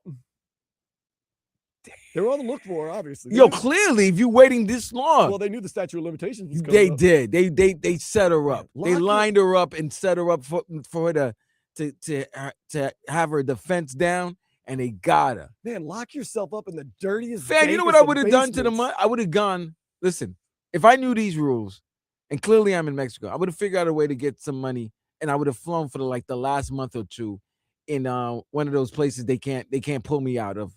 What do you call it? Starts with an E. Where you can't. Oh, it's countries that don't expedite? Yeah, expedite. Yeah, places. I would have gone to a country that doesn't expedite, so I could lay low for 2 months, and then once the 25th year, I'm back in France. Take a boat out to international waters. What are you doing? 4 days? You could, you 4 know how to days. survive for 4 days. Come on, ma. And you know they're going to throw the book at her. Oh my I feel- geez, I hate to 4 say it. days. I hate to say it. I feel bad for her. I absolutely feel bad for her. She committed a robbed the crime, which was bank. wrong. But I mean, after 25 years, Yes. you know, everybody got their money. Insurance, the banks got the insurance money. Insurance got their money. We good. But damn, I knew you'd like that one. damn, 4 days, man. I got some more good ones for you. A couple here in the United States lured a married woman into a throuple, but the woman is now upset because she was not under the notion and she didn't know that it was only going to be a sexual throuple. No Huh? emotional support. No, what? Emotional support. So she left her husband to be in a throuple with a man and another woman, but they neglected to tell her that it's not a full throuple, it's just a sexual throuple. I don't see the problem, you know. I don't see the problem. Like, man, you gotta know better. He's married already. You What type think of throuple you think you're getting into? he's married already. You think he wants another wife? Yeah, come You're on. married. You want another husband? Obviously. No, she did it because she just wanted another wife. Yeah. If she was part of the throuple. All right. Last but not least, a 27-year-old woman has 9 kids and 4 baby daddies and says she gets a lot of heat from people when they find out about this, but she thinks it's A-okay. Something or nothing. She's for the streets. 27 years old, 9 kids. I'm surprised there's only 4 babies daddies. I thought there were going to be like 8. No, 2 for each. absolutely. And then there was an extra one with one. I mean, she said she started having kids when she was like 15. That's nasty. She must be just, I mean, like, so glad if she. That means every guy she meets, she's sleeping with. He's shooting up the club. So let's say 16. I think it's at 16 she had her first child. So let's just say. So that means her oldest child is probably 12 or 13 So right in now. 11 years, she's had 9 kids, Vlad, and 4 baby daddies. Whoa. She's had 9 kids. Yeah, that's not. That's out there. She's averaging like Get a year, basically. basically she's averaging with each baby daddy she's at least putting 2 out. Yeah. Vlad, that's out there. I'm sorry. Like, You know you're a family once you have 2 children, right? Like you're really a family. well, She's had 4 families, she got at least. and in one, she got 3 out of. Like you Vlad, that's out might as well get a minivan. I don't judge. I don't judge. But that's out there, man. Are you just constantly barefoot and pregnant? I don't know if she's barefoot, but she's clearly pregnant. Nah, Ma, you outside. Fertile Myrtle. You two outside. That's fertile Myrtle, man. She's gonna be a grandmother by 36 She might still be producing and babies. still producing kids. This is one of those rare cases where the what would you call it? The grandchild is older than their I guess what would that be? Then their aunt Than their aunt, yeah. or uncle. Yeah. That's true. My Does she look? Is there a picture of her? And she doesn't look that good. No. Oh, jeez. Well, I mean, look, she's got 9 kids and 4 baby daddies. She's a little rundown, man. I don't know. Maybe there be some Nah, good. that's true. There be the baby weight. Sometimes those genetics, they run strong. Baby weight helps. But 27-year-old nah. with 9 She's kids. outside too much. Right? That is a lot, man. That's a lot. And once again, live your life. But I mean, you have to understand why some people might talk about you a little bit. How would you like to be that 4th baby daddy? Like long line. Hell's no. Like, really? You want to be a stepped out father to them little 8 little bastards? Man. Get out of here. Like what you called them too. You know what I mean? Like, hell no. Oh, it's so nice. All right, we're going to an extra 45 minutes today. So we've got an hour 45 minutes for you. We're going to hear in next hour, Spo must atone for his sins when it comes to Kel'el Ware. That is on the way here on 104.3 FM WQAM.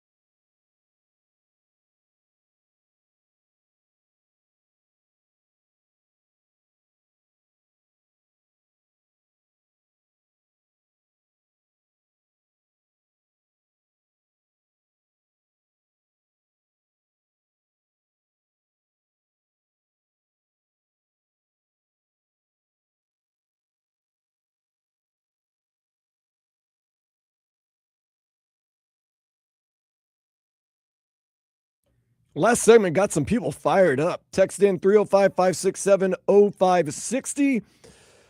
Talking about my dude Clive from Duffy's Implantation texting me that woman with 9 kids. That's disgusting. Was it RVA Richie that post? That's the wrong. Streets need a body. Yes, sir.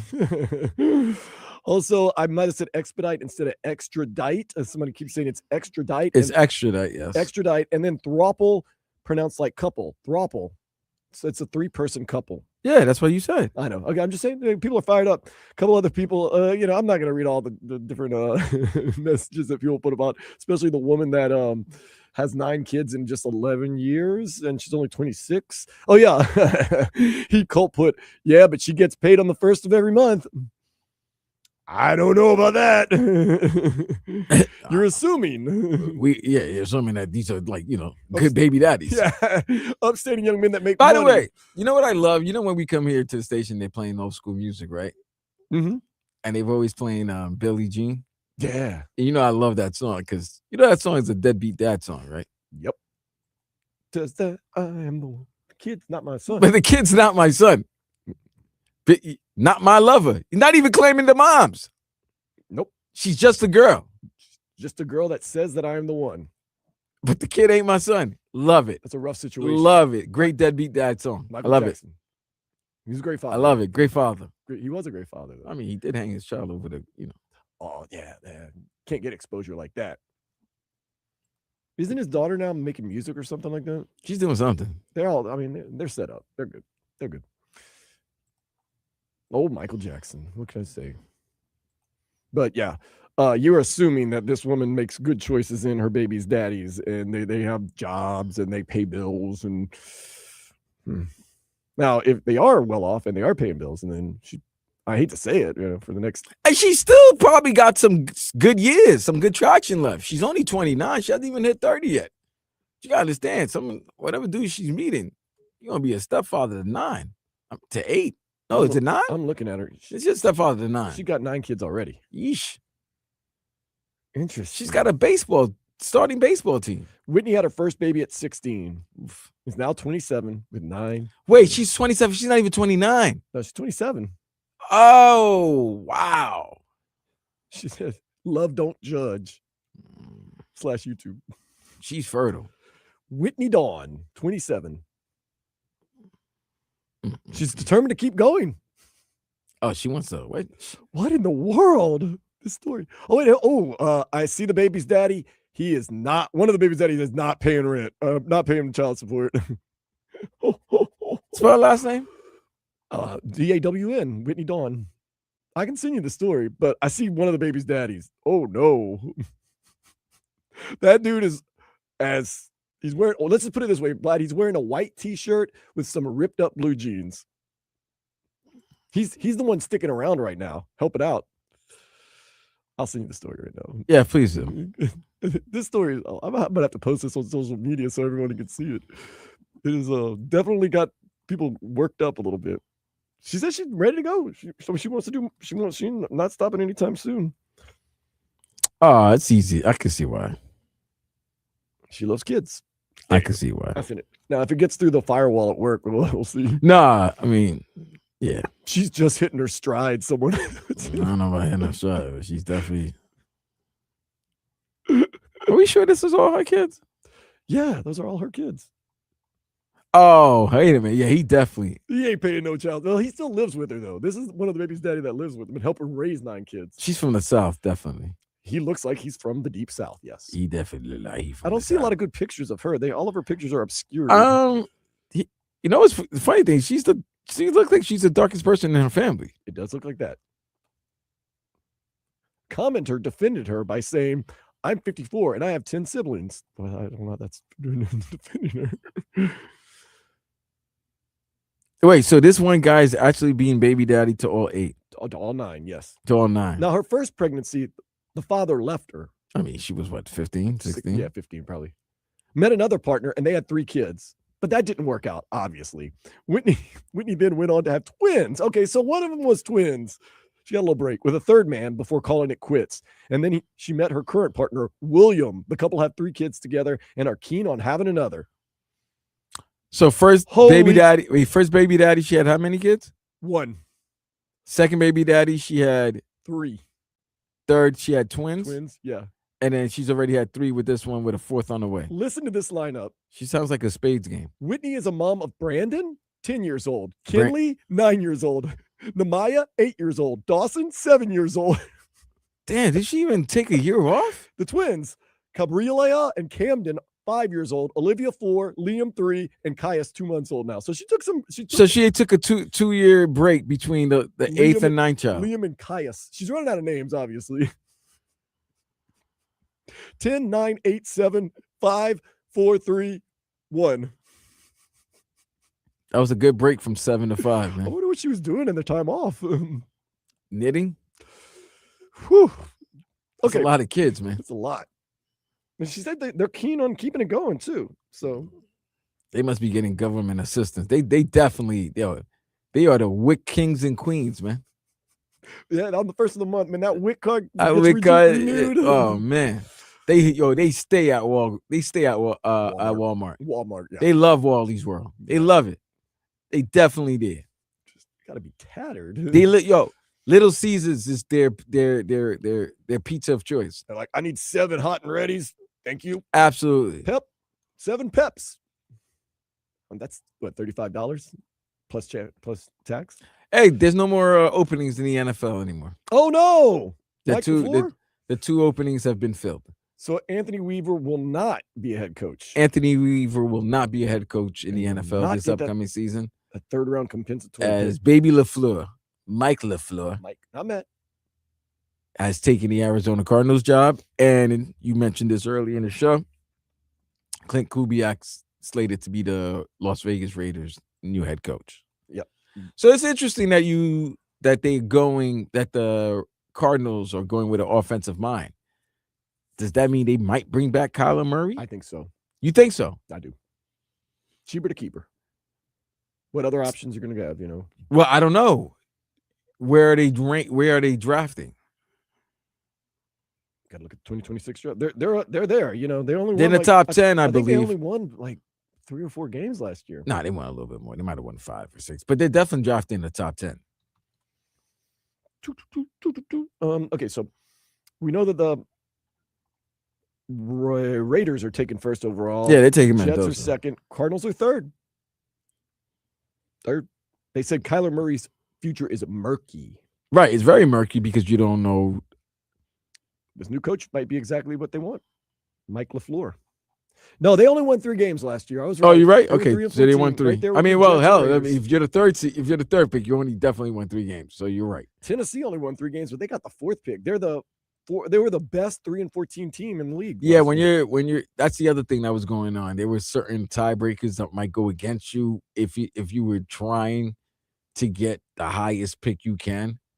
So when the Raiders beat the Chiefs and the Giants beat the Cowboys, it bolstered the Jets to the number 2 selection. So if Kyler's out and he runs it back with Baby LaFleur, that's a bridge quarterback that's out the picture for many teams. Yes. Wow, Tua really might. There's really a good chance Tua might be back with the Dolphins. I think there's a very good chance that Tua will be back in the Dolphins in some way, shape, or form.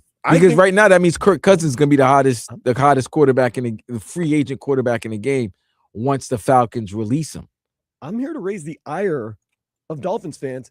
I think there's a good chance at some point in next season Tua could start some games due to either injury or performance. Mark my words. Now watch, tomorrow he'll get cut and I'll be like, oh man.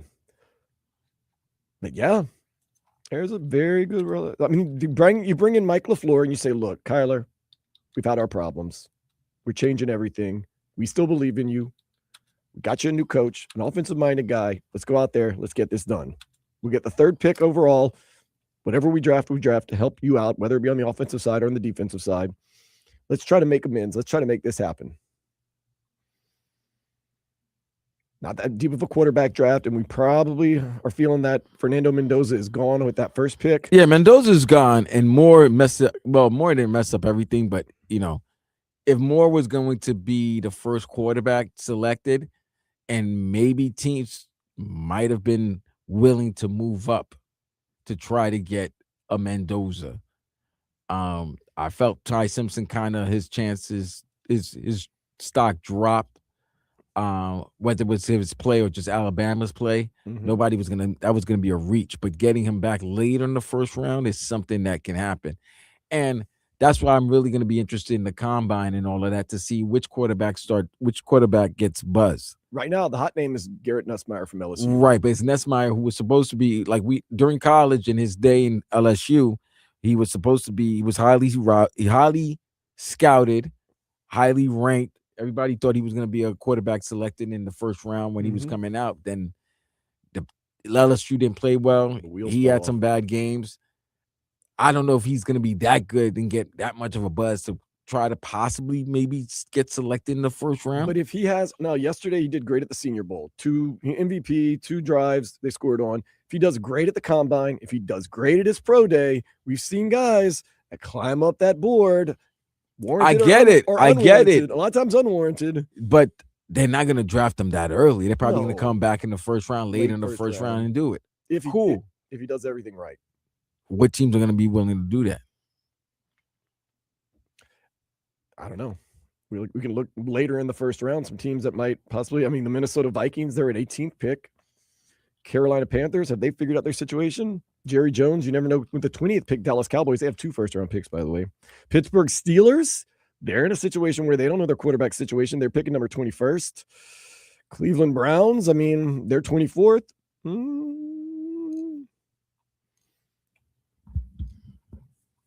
Interesting. But once again, everything would have to go right, I would think. I don't think anybody's going to reach that much. But then again, you never know. Some draft projections have the Dolphins at 11th taking Ty Simpson. I'm guessing as a Dolphins fan, you're okay with that. See, the thing about it is, that's why I was wanting to know who the OC was going to be. That's why I mentioned when you said it was going to be Slonik. That's his name, right? I got it right this time. Okay. That was interesting. I could see you maybe with the 11th pick, maybe getting a Ty Simpson. Slowick, right? Bobby Slowick. So I could see Ryan Slowick. I'm sorry. Huh? Ryan. No. How many Bobby. Slowicks are there? Bobby Slowick. It's Bobby. Dolphins it's Bobby. Promote Bobby Slowick to offensive coordinator.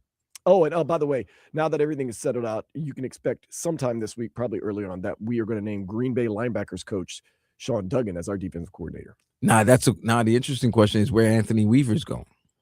Is he going back? Is he going to New York? Is he going to join John Harbaugh? Or is he gonna right now he's a man without a job?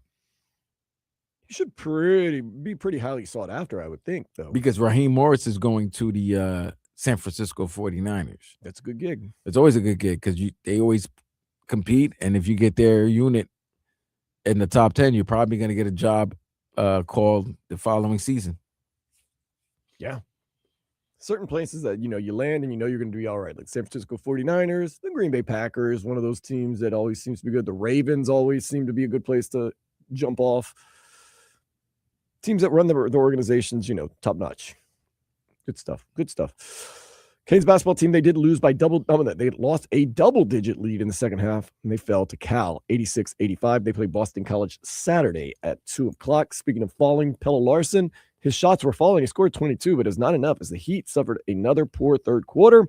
They fell to the Bulls 125-118. They play again today at 6. We'll lead you into preheat. That is going to be at 4:45 today. So an extended version of this show. Luis Suarez, he scored a goal yesterday. Herman Berterame, he made his debut for Inter Miami, and they defeated in Medellin, Colombia, Atlético Nacional. Messi played 76 minutes. Interesting, we're talking to Daniel Solana in a couple segments ago. Herman Berterame can't practice with the team. He can't actually come to the United States and be on the soil yet, but since the game was played in Colombia, he was able to play.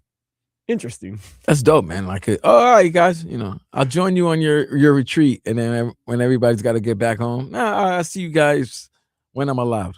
I also like the story of Messi subbed out at the 76th minute. That was great. And then there was a free kick, and the crowd started chanting for him to come back in the game. Like, it's an exhibition. Break the rules. Bring him back in.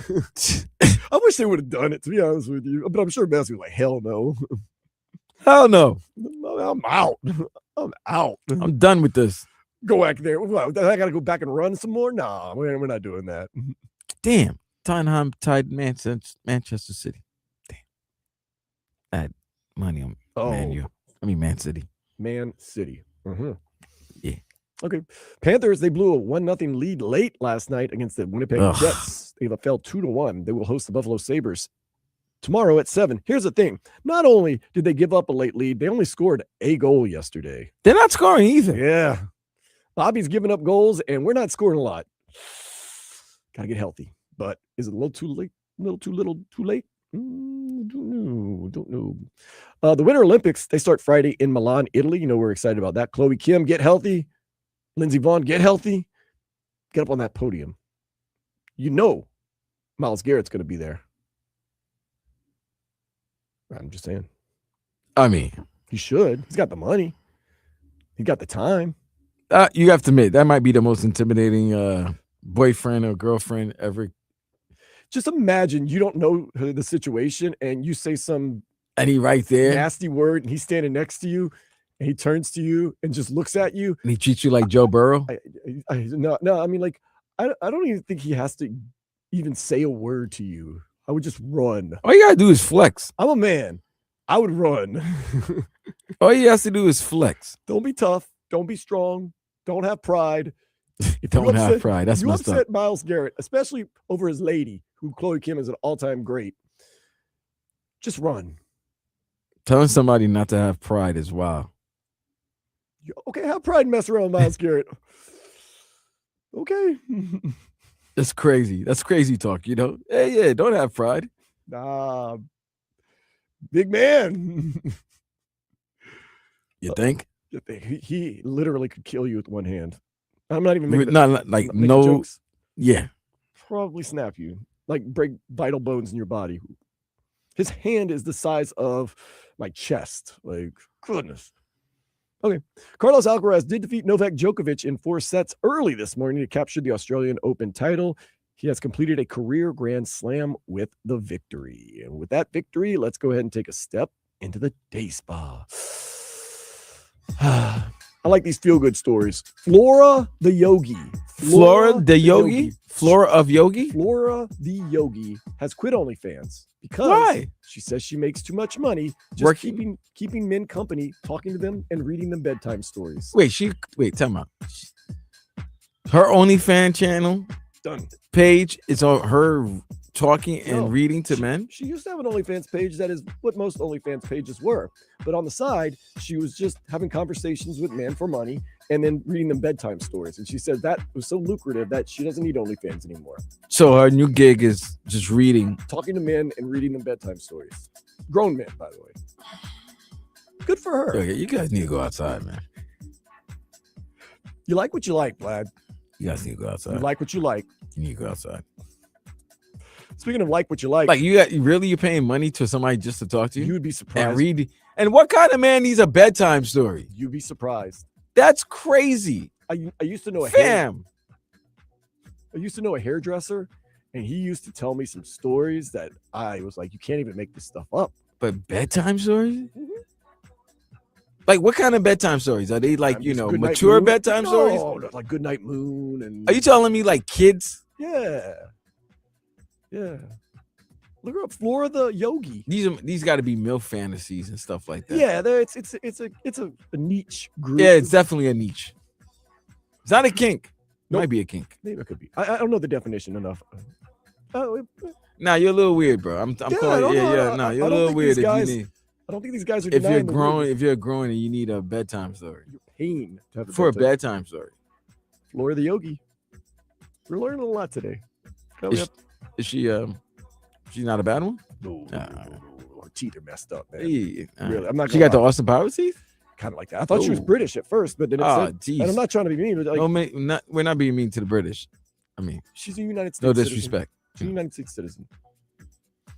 Nonetheless, if you don't like that story, well, there's a lot of things you're not going to like in this next segment because Eric Spoelstra is not playing Kel'el Ware for whatever reason. He will atone for his sins, and we'll hear why. Eric Spoelstra, out of his own mouth, explains why Kel'el Ware only played Treating him like inexplicably Coco Beware. 3 minutes. And Frankie, treat him like a bird. He treated him like Frankie. Frankie. Don't touch that bird. That next here on 104.3 FM, WQAM.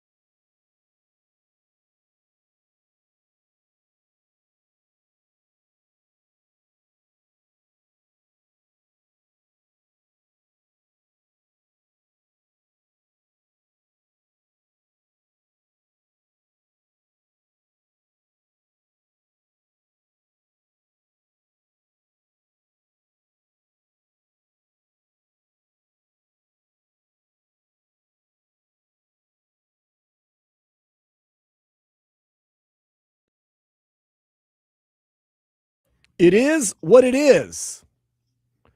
It is what it is. Those are the words Kel'el Ware uttered when asked about his stat line last night. A paltry 2 points, 1 rebound, 1 assist, 3 minutes. And when you don't have Tyler Hero, you don't have Norman Powell, you don't have Davion Mitchell, and Nikola Jovic was not playing very well. So you got to ask Eric Spoelstra, what in the hell happened? Why did Kel'el Ware not see the floor? And Spo, he answered the question. Look, I know, like every press conference ends up becoming about him, and I really don't want it to be that. And this, I'll go quickly on it because this is not an indictment on Kel'el. This game was so fast. They were playing small forwards at center. The advantage was the speed and the quickness and all that. in my opinion. Mm-hmm. It was just not a typical game. And I even felt like, we maybe should have downsized a little bit. Any advantage they had with speed, they made us pay, for it. And that had nothing to do with Kel'el. That was throughout the rest of the roster. When we played our normal second unit, they had a speed advantage. And that usually we have an advantage with that unit. So it was just a very unorthodox game. We knew it coming into it, when we knew that they would start Williams at the 5. But we thought we had some traction. It's just tough to tell what hurt more, the 19 turnovers or, giving up the 6 threes at the end of the clock, or getting beat off the dribble. All right. 19 turnovers doesn't help, but you know who else was turning the ball over? Vucelis of Chicago, and Chicago themselves as a team, they had 25, 26 turnovers as a unit. So, no, don't tell me that. You mean to tell me, Eric Spoelstra, that you let the 23-25 Chicago Bulls, who you previously beat on Thursday night, dictate the terms of the game? That's what he's saying.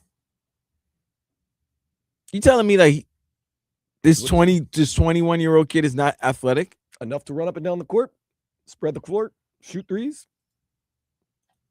You're telling me that Nikola Jovic, who got 15 minutes, is fast. He's more athletic and faster than Kel'el Ware. That Kel'el can't get any more run than 3 minutes. Stop, bro. And then throw in that quick little shot. Every press conference has to turn into that. Yeah, it's pretty glaring. You're going to get asked about it. I'm sorry. It's apparent. Why does every press conference have to be about this? I wonder why. You're not utilizing a 21-year-old first-round pick, big man who's athletic. And who you took off the trade table for Kevin Durant, making him somebody you considered a vital part of your team in the offseason. Why do press conferences have to turn into that? But don't worry, Myron Gardner, he'll get you through there.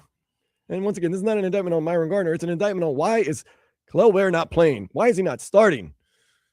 How about you dictate the terms of the game to the Chicago Bulls, not let them dictate the terms of the game? Like, I could understand if it was just like, okay, they're a more physical team, and he still hasn't got his man strength yet. They're not strong. The Bulls weren't stronger, more physical than Miami. They were just, I don't even want to say they were more athletic. It was unlike they were just, they were playing hard. I would say this, they played harder because maybe they were undersized. They were playing a little bit more with a little bit more hunger and passion. But for 3 minutes, and in that 3 minutes, I said, oh, wow, they can't really guard Kel'el. He's going to have his way. And then after that, in 3 minutes, boom, that's it. Well, that's the other thing. If you come in for 3 minutes and turn the ball over 2 times and have 3 fouls, I can be like, okay, get him out of there. Get the hook. But he had positive 3 minutes. I mean, he had a positive 3 minutes. I mean, even though it was a -2 in the plus-minus. Wasn't in there long enough. He's not even there long enough. Personal foul. He did have a foul. Okay. But he had a foul. He had an assist. He had a rebound. And he had a 3-pointer. He shot a 3-pointer that almost went in, and he scored on his first possession. We don't need that in here. I'm Vlad, I could only think that there's something behind the scenes as far as like with the trade deadline. Maybe a team said, I don't think so. Maybe a team has said, we like Kel'el Ware. I don't think so. Because if that was the case, then it would have been a risk. Then he would just not be playing. That's true. That would be a coach's decision. Coach's decision, and that's it. Well, I mean, 3 minutes. And that's what, the second time in 2 weeks that he's only played like less than 10 minutes of a game? Is it as simple as Spo just doesn't like him? Doesn't like his game? Are we looking into this too much? But it has to be something when it's been talked about since the beginning of the season. Well, remember, he was reticent to play him. But even with that, remember Bam, he's like, yeah, I've talked to the this youngster, let him know, don't overthink it. He does that to everyone. That's just that's Spo, challenging you. Okay, cool. But it's gotten to the point where everybody's asking the same question, like, what's going on with Spo and Kel'el? Like, why isn't Kel'el not doing it? Is Kel'el not? And then now you have to ask, is he not putting in the effort? But the only person who ever complains about his effort is Eric Spoelstra. You don't ever hear any other whispers. So that's what it's weird. It's like, is the kid not doing something exactly, or just you just nitpicking at him just for some what apparent reason? You would think at some point maybe like Bam would be like, sometimes I'm like Spo, I got to get on Kel'el because he takes plays off. Nobody ever says any of that. It's always just Spo, and maybe that's one word. One person. No, you're right, because if I want to hear about a hero, you know who I listen to? Riles. Yeah. I don't know what's going on. But if you want to hear about Kel'el Ware, the person you go to is Spo, and he just seems to me he has the same answer. It's not on him. Then who is it on? You. Yeah, you're the coach. Like every one of those. I don't want to. There's nothing against him. This is no criticism of him. All right, then what the hell is the problem then? Because if it's no criticism of him, it's no shot at him, then why isn't he not playing many minutes in games that he could be useful in? Yeah, I know.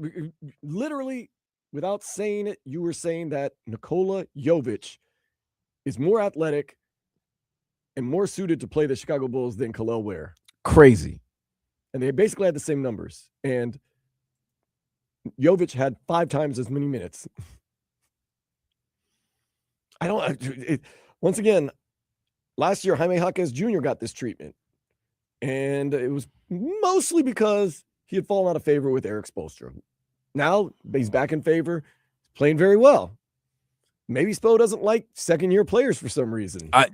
Feels as though they burn him for some reason. Or they need to learn a lesson. They need to be humbled in their second year. They're not as great as everybody thinks they were in their rookie year. And it's always after they had a successful rookie year. Yeah. Remember Kel'el? There was a time Kel'el was the favorite to win Rookie of the Year last year. There was points in that, yeah. And he's in the Rising Stars game. I mean, he might get some more run in that one. He's definitely getting more burn in the Rising Stars game than his own team. And it would be one thing if we were at the top of the Eastern Conference and Spo saying, I don't want to tinker with the chemistry, the formula, the chemistry. We're middling, and we're playing a middling team. You've been mid. But that's, what I'm saying. But you know what? If you're mid with your young talent and they're improving, roll them out there. You can roll them out there and then be like, yo, okay, they're going to get better, or you know what? We're really one move away from becoming something. Like, I'm telling you this right now. I'm going to find out. If Kel'el and Jaime, if Kel'el was getting more minutes and him and Jaime, and he was producing the way Jaime Jaquez Jr. has, then yes, you could say, look, I got 2 young up-and-coming stars who haven't even scratched the surface yet. You put, somebody like that, other stars, other players in other markets might look at, okay, they got something going on in here. Because here's the thing, the coaching-wise and management-wise, people are going to always mess with. Because that allure still is there. It's just that the lure of the team is not there anymore. Yeah. I'm talking about the roster, like the coming to play with.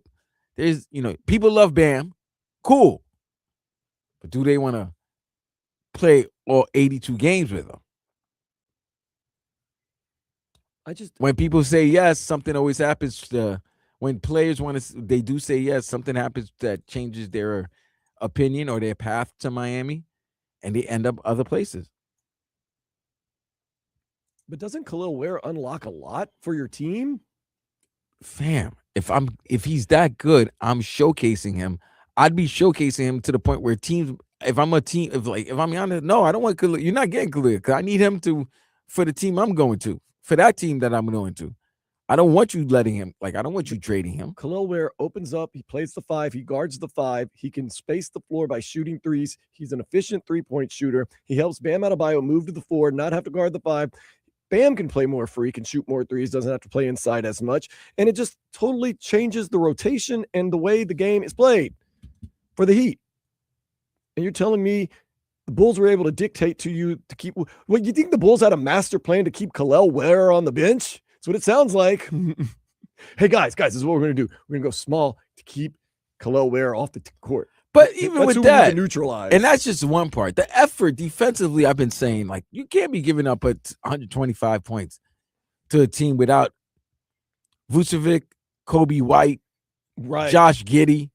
You're 6 of their main rotational players didn't play. You're playing a not great team with not even their best players. Of course, you're a short. There's one guy that kills the Heat for some reason. Every time he faces the Heat, Ayo, Ayo Dosunmu. I'm gonna say his name, Dosunmu or Dosomo. Dansumu? I think it's Dansumu. He's like 5 of his 6 games he played against Miami, he scored 20 points or over. 29 last night. Yeah, 29, and he had his will. Like he whatever he wanted to do, he was going to do. I'm surprised. He had his way with this team. I'm surprised Kevin Herter didn't ball out better because he balls out all the time. And Bussell has had a crappy game. He had 21 still. But he had 8 turnovers. Right. He had 8 turnovers, but 8 rebounds. He had 8 turnovers. It's just Kasper's Yakuchonis started. There you go. So did Myron Gardner.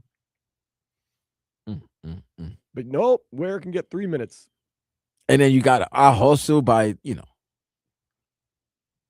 And I understand Kasper's by Yakuchonis is a guard. was it Yuki? His name is Yuki. Maybe put Myron Gardner on the bench and start Kel'el Ware at the 5 and let Bam play in the 4. You lost to a Andrew Pikachu. Wiggins, Hella Larson, even Kasper's Yakuchonis. Okay. They lost to Pikachu. I want better explanation. I understand Spo's going to say, I gave you the explanation. I gave you the reason. I don't like it. I need a better one. I don't trust it. Let's put it that way. And there's something. And I can't tell you what it is. And we'll maybe never know. Now, It just don't make sense. If he Dan. balls out and plays next year a lot, maybe it is. Spo doesn't like rookies in their second year because they get too big-headed. So, okay, if they were going to use a small lineup last night and you didn't think it was going to be it was going to be a good matchup for Kel'el, then today he should be used more so than, right? Because Vucevic is coming back. Okay. He only played 3 minutes yesterday. Yeah, he's got to be rested. He's more than rested. He hasn't been playing a lot of minutes even when he does play, though. Well, he's coming back from injury. Well, if somebody's coming back from injury, they're going to need to play some minutes to get back into regular action. Get their wind up, yeah. Something's amiss here, man. Something is definitely amiss. And we maybe aware of it. I'm hoping it's not. And once again, this is total speculation. I hope it's nothing personal. I hope that there's a rhyme and a reason to it. It doesn't make sense. It just doesn't make sense. And once again, I'm not what would be the word? I'm not, sanctifying Kel'el Ware as, the next Michael Jordan, but he's good enough to play more than 3 minutes against the Chicago Bulls on a Saturday night game. Now resting him for today. Tonight they play the Bulls again, 6 o'clock. I don't know. Now, if you're the Bulls team, stay small. Keep Kel'el Ware on. If you're the guys that didn't play, did you go out crazy Friday night?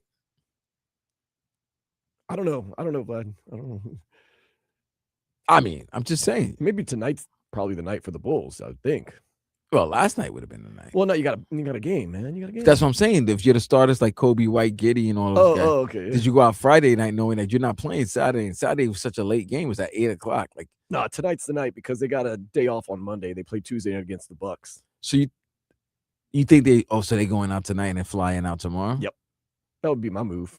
They've always been professional, which they are. I think that's the move.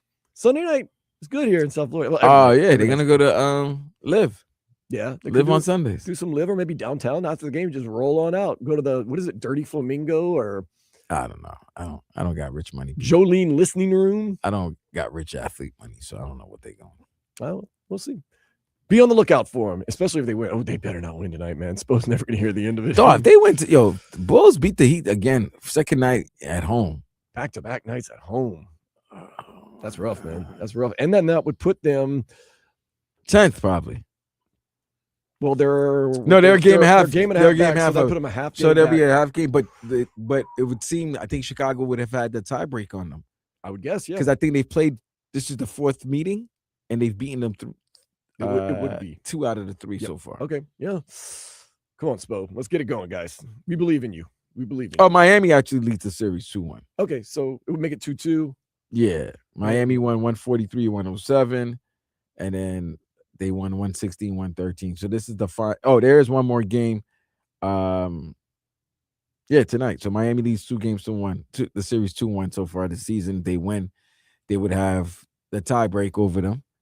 And if Chicago wins, Chicago would even the series. I guess the best way to put it, in the famous words of now Kel'el Ware, it is what it is. Back after this.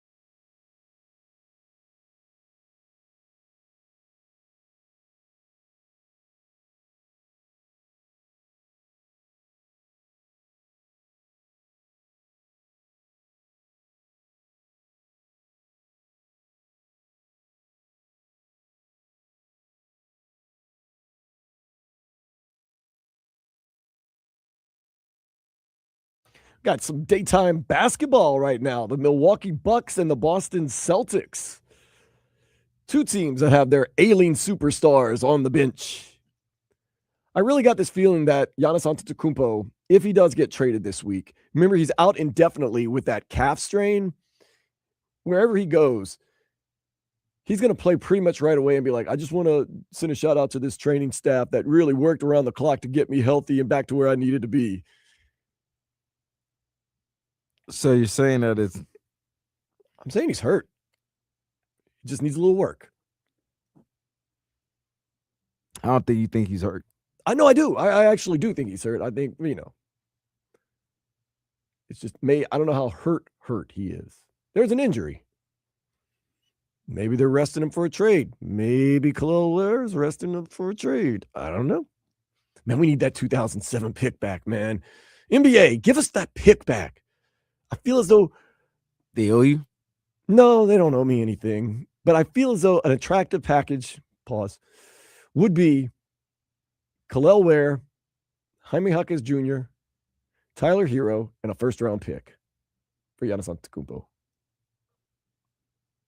You could sell it to the fan base. Tyler Hero, Milwaukee guy. Kel'el Ware, the sky's the limit. Jaime Jaquez Jr., super good man off the bench. And then we got a first-round pick back. And we got rid of Giannis, who didn't want to be here anymore. Wait, that's what Milwaukee's management selling to the fan base? Yes. That's what they're selling. I mean, you got to sell a set of goods.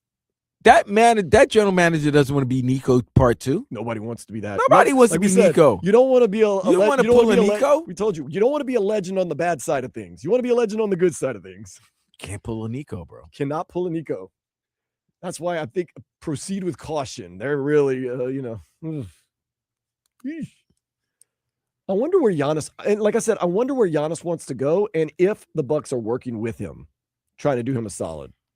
Or if I'm a Bucks, I say, you know what? We did everything you wanted for the past 12 years. Listen, hold on. You're going where we send you, and then you can sort it out yourself. Okay. Unless you want to come back. If you're Milwaukee, the place you would want to send him is either San Antonio or OKC. Yes. Or Houston, where you're going to get draft picks and young players back, and you can build something. Now, if he wants to go to a place, it seemed like he wants to go to New York, but New York, you might not get the same type of assets back. So it really might be 50 cents to the dollar on the trade value. Why does Miami, same thing. Atlanta is an interesting. They got picks. They got picks and they got players. And they got a bad record. So, and it's a big market. Atlanta's a big market, and they would definitely love Greek Freak out there. The Hawks are currently 24-27. Right. So they're in Plainville sweepstakes. It would be a big boost to their team. I would say that. I would absolutely think so. Interesting. Minnesota can offer what? Julius? Yes. Randall. So basically, Minnesota is the Western Conference version of the Knicks. Correct. They're the Western Conference version of the Knicks right now, and they're in what they can offer. What about a blockbuster deal? What they can offer Milwaukee. Now, what about it might take a 3-team deal. Yeah, I'm thinking it's going to be multiple teams. You might need a team that's not looking for Giannis and is trying to just maybe want to take some salary that can be dumped after this year. What about this? Walk with me on this one. Blockbuster deal. Look, I mean, this is Bucks, the week. The Bucks want this first round pick. They made that pretty obvious. What if the Grizzlies say Ja for Giannis? We'll throw in a first round pick. What the hell does Giannis want to come to Milwaukee for? Memphis? Memphis for. He doesn't, but Milwaukee doesn't have to get approval. Giannis is not. You don't need approval, though. Yeah, you're going to need approval. Because here's the thing, his agent can say, I'm not signing with you after this year. That's the thing. He's only got 1 year left. No. So you make that deal, right? You make that deal. You're also hoping you're making that deal with the chance that Giannis is going to sign that contract extension. Well, that would be the thing. I would think you would trade and sign right away. Right. But if he's like, I'm not staying here, then you have a Kawhi Leonard situation. So, and Memphis is nowhere where Toronto is. Now, if I'm a team that I feel like I'm on the verge of winning and competing for a championship, and I know that he might not stay after this 1 year, I might do what was the Toronto president? Missouri? Yeah. I might do what he did because guess what? I got the title. Yeah. So if I get the title, it's worth it. Yeah. But if I don't get the title and I gave him all these assets, I've just depleted my team. Still got the title though if you get it. Spurs and the Rockets would seem like I gotta know that I can win the title. Well, you gotta win it. You better win that title, like the Rams did a couple years ago. Spurs and the Rockets would seem the team that could really get the most if they get the right deal for Giannis Antetokounmpo. That could really catapult them into the category of the Oklahoma City Thunder, as far as talent-wise and being able to win a series. You still would have to face most likely the Nuggets and Oklahoma City Thunder in the playoffs, but at least you got Giannis Antetokounmpo. Maybe you have Kevin Durant. Maybe you have Wemby on the team, Victor Wembanyama. Oh, with the Spurs? Wait, Wemby and Giannis, that's it, man. And that changes everything. What I'm saying, if you got Giannis and Victor Wembanyama, that changes everything. You got a chance to take on Oklahoma City Thunder. No, I don't even think you have a chance. I think you beat Oklahoma City. They can't handle Wemby right now. Well, then the Spurs need to make this move, man. I've been saying this, man. They need to make the move. Because he wants to pair up with another superstar. Guess what? Those two SGAs are young. He's the best player, one of the top 3 players, best player in the game, and he's young. Wemby, it's only a matter of time before Wemby takes over the league. What would they have to give up, though? They have draft picks. You could give them up Dylan Harper. Are you doing a De'Aaron Fox or Stephon Castle in that deal too? You maybe a Champagne. Champagny? Champagne's a good player too. Julian Champagny. Man, they do have some assets on that. They got assets and they got money. And they got future assets. They should definitely try to make this trade, man. I've been saying that. Devin Vassell. And if you're OKC and you notice, like, you know what? I might not. Everybody's trying to crown us like this next dynasty, and there's teams that are really nipping on our asses. I mean, look at I haven't watched a lot of Spurs games, obviously. Victor Wembanyama, all world. Stephon Castle, unbelievable. You got Jeremy Sochan, good player. Good. Julian Champagny, good player. De'Aaron Fox, all-star. Wait. I think Champagny won Rookie of the Year last year. They got one of Stephon Castle. Castle one, right? So you got 2 back-to-back Rookie of the Years. Mm-hmm. And Harrison Barnes in there. And you got Dylan Harper, who was selected in this past year's draft, who's balling. Yeah, Dylan Harper's, he's balling. Luke Cornett gives you quality a big minutes. Man. What about Kelly Olynyk? Does that do anything for you? You need a Kelly Olynyk. You need a vet. A glue guy, yeah. You need the vet. I mean, you could even part with one of these guys like De'Aaron Fox, Stephon Castle, Jeremy Sochan. I would Dylan keep De'Aaron Fox. Well, that's a question. Do you keep Fox or do you give the keys to the kingdom to Dylan Harper? The keys to the car. They've got assets, man, and they can give up a first-round pick. Oh no, that does not look good for the Miami Heat, Vlad. It also doesn't look good for the Western Conference if Giannis goes over there too. No, then we know that is not going to be OKC because that's what everybody's fearing, that OKC's about to go on a crazy run because all these guys, all their star players are signed for at least 4 years or more, and they haven't even scratched their surface yet. They haven't scratched their prime. This is a Spurs team that's 32-16. You can see why. They just need that extra something. I thought De'Aaron Fox was that extra something. He's pretty good, but whew. Yeah. Our Oklahoma City Thunder can say, you know what? We take everything. We let no one get close to us. Dude, I could give them picks. I could give them a player and picks. I could give them Jalen Williams or Chet. SGA isn't going anywhere.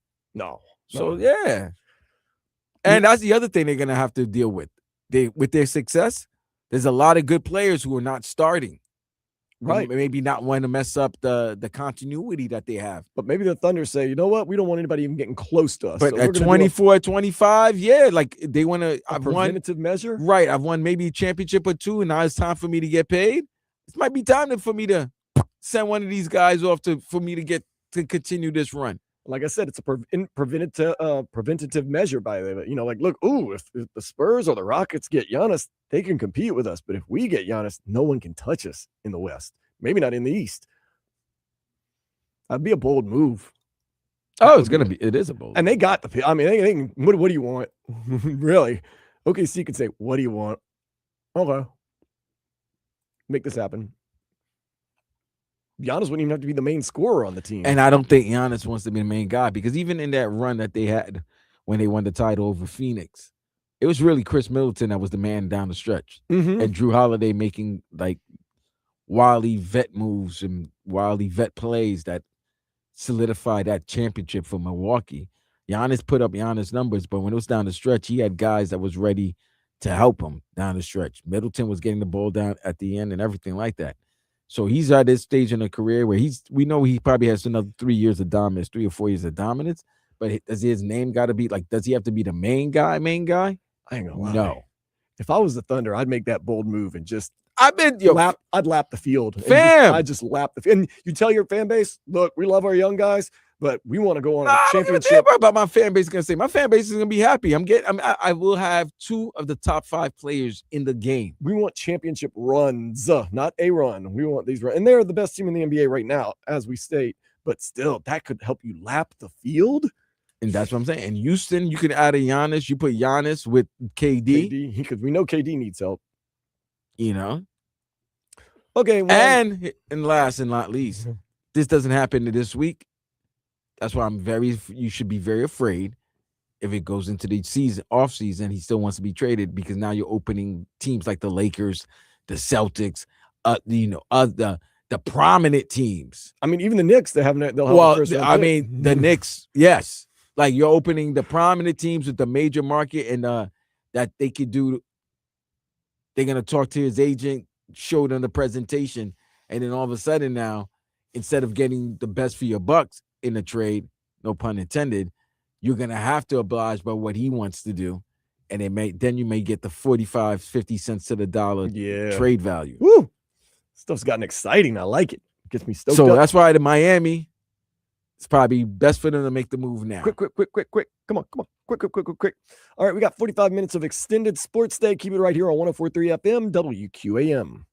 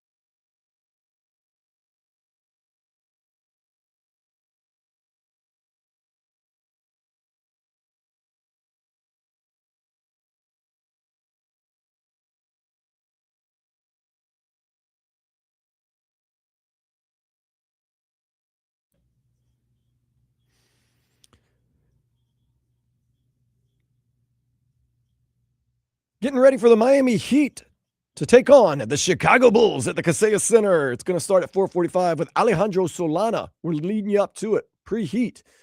Then Tommy Ty going to have the pregame. Jason Jackson and Amy Audibert on the call of the game. Then the postgame with Alejandro Solana and Tommy Tig. Cannot wait to hear that postgame because if Kel'el Ware plays another 3 minutes, I need answers. Big man, yo, their big man is playing. No excuses. I mean, look, I Spo don't, yeah, feels the there's heat. no excuses. Spo feels the heat. The other thing is Tyler Hero needs to play too. And I think When- he's banged up, to be honest with you. He's not playing anytime soon. No, I don't think so. Well, he had that foot surgery, and then what is he suffering from now? I can't even keep up with him anymore. They're just- Maybe my wallet's not as fat as I would like it to be. but he's devalued himself this year. Absolutely.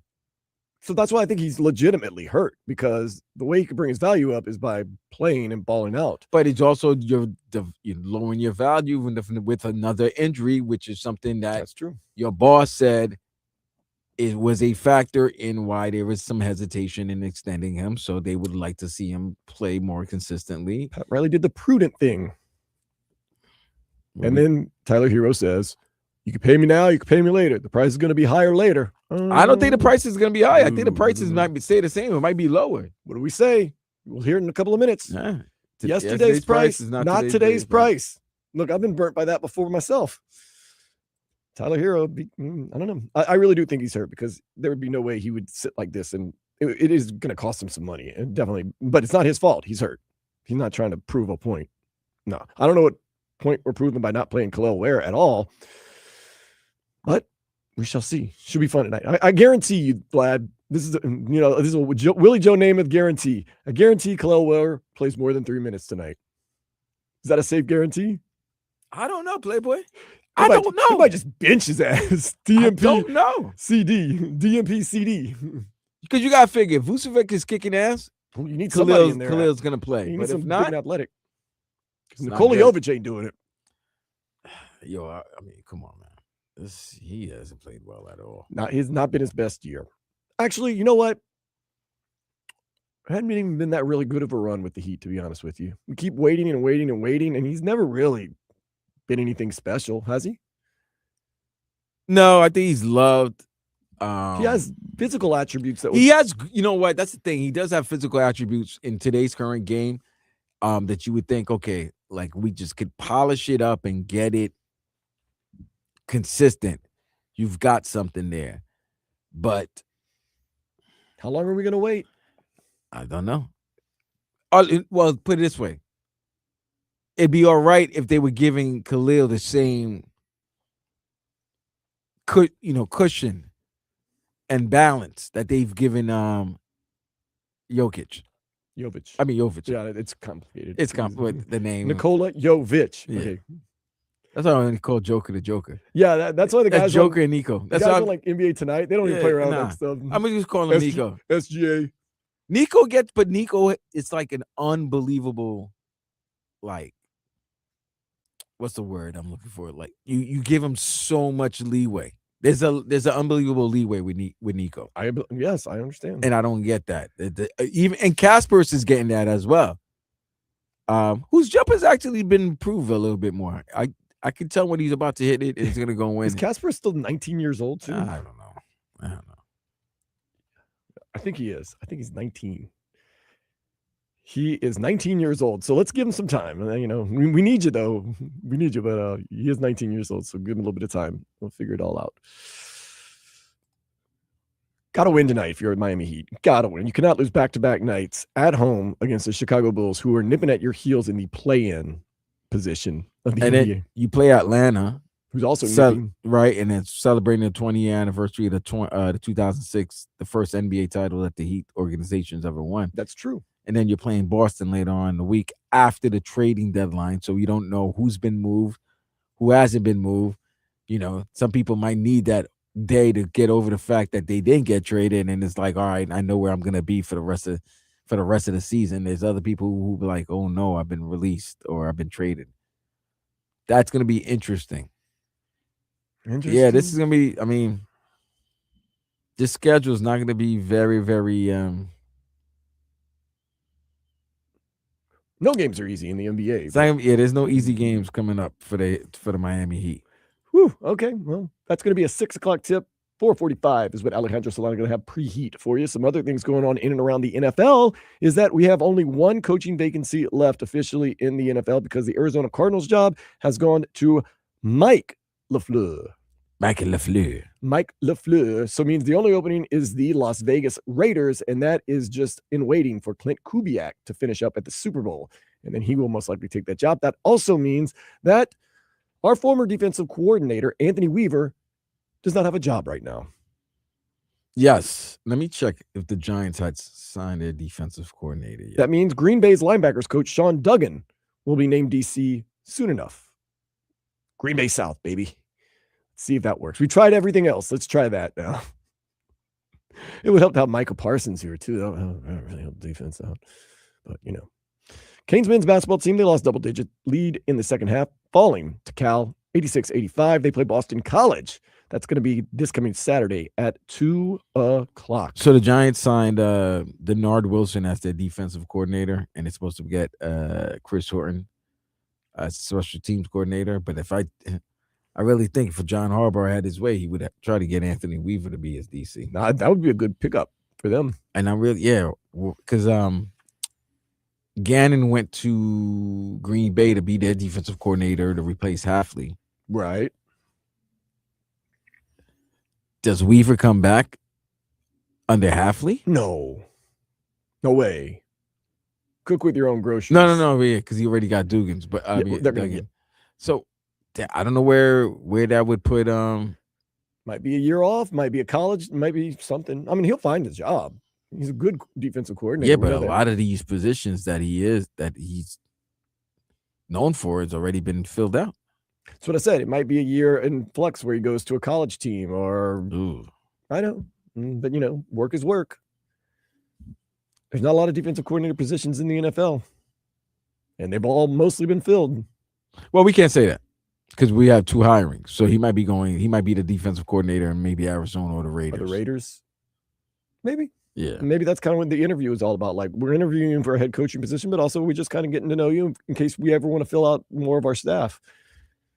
Just be transparent like that when you speak to him. Yeah, well, good luck to Mr. Weaver. Hey, look, he's a good coach. There's one thing you can't take away from somebody. If they're good at their job, they're good at their job. Nothing else you can say about that. Luis Suarez, he's been good at his job for a long time. He scored. Herman Bertarame also debuted for Inter Miami, and they got a late own goal to help secure a victory in Medellin, Colombia against Atlético Nacional. Lionel Messi played 76 minutes in the exhibition, and it was basically, like I said, a home game for Inter Miami. More so for Messi, but for Inter Miami. Must be nice to never have to go into hostile territory. Ever. Usually, if you saw pink in Medellin. Oh, Tuesday. It might have been that Tuesday, but if you saw the pink yesterday, it was for Inter Miami. Let's give an apology to our guy. Well, no, he's not our guy. Who? Diggs over there in New England.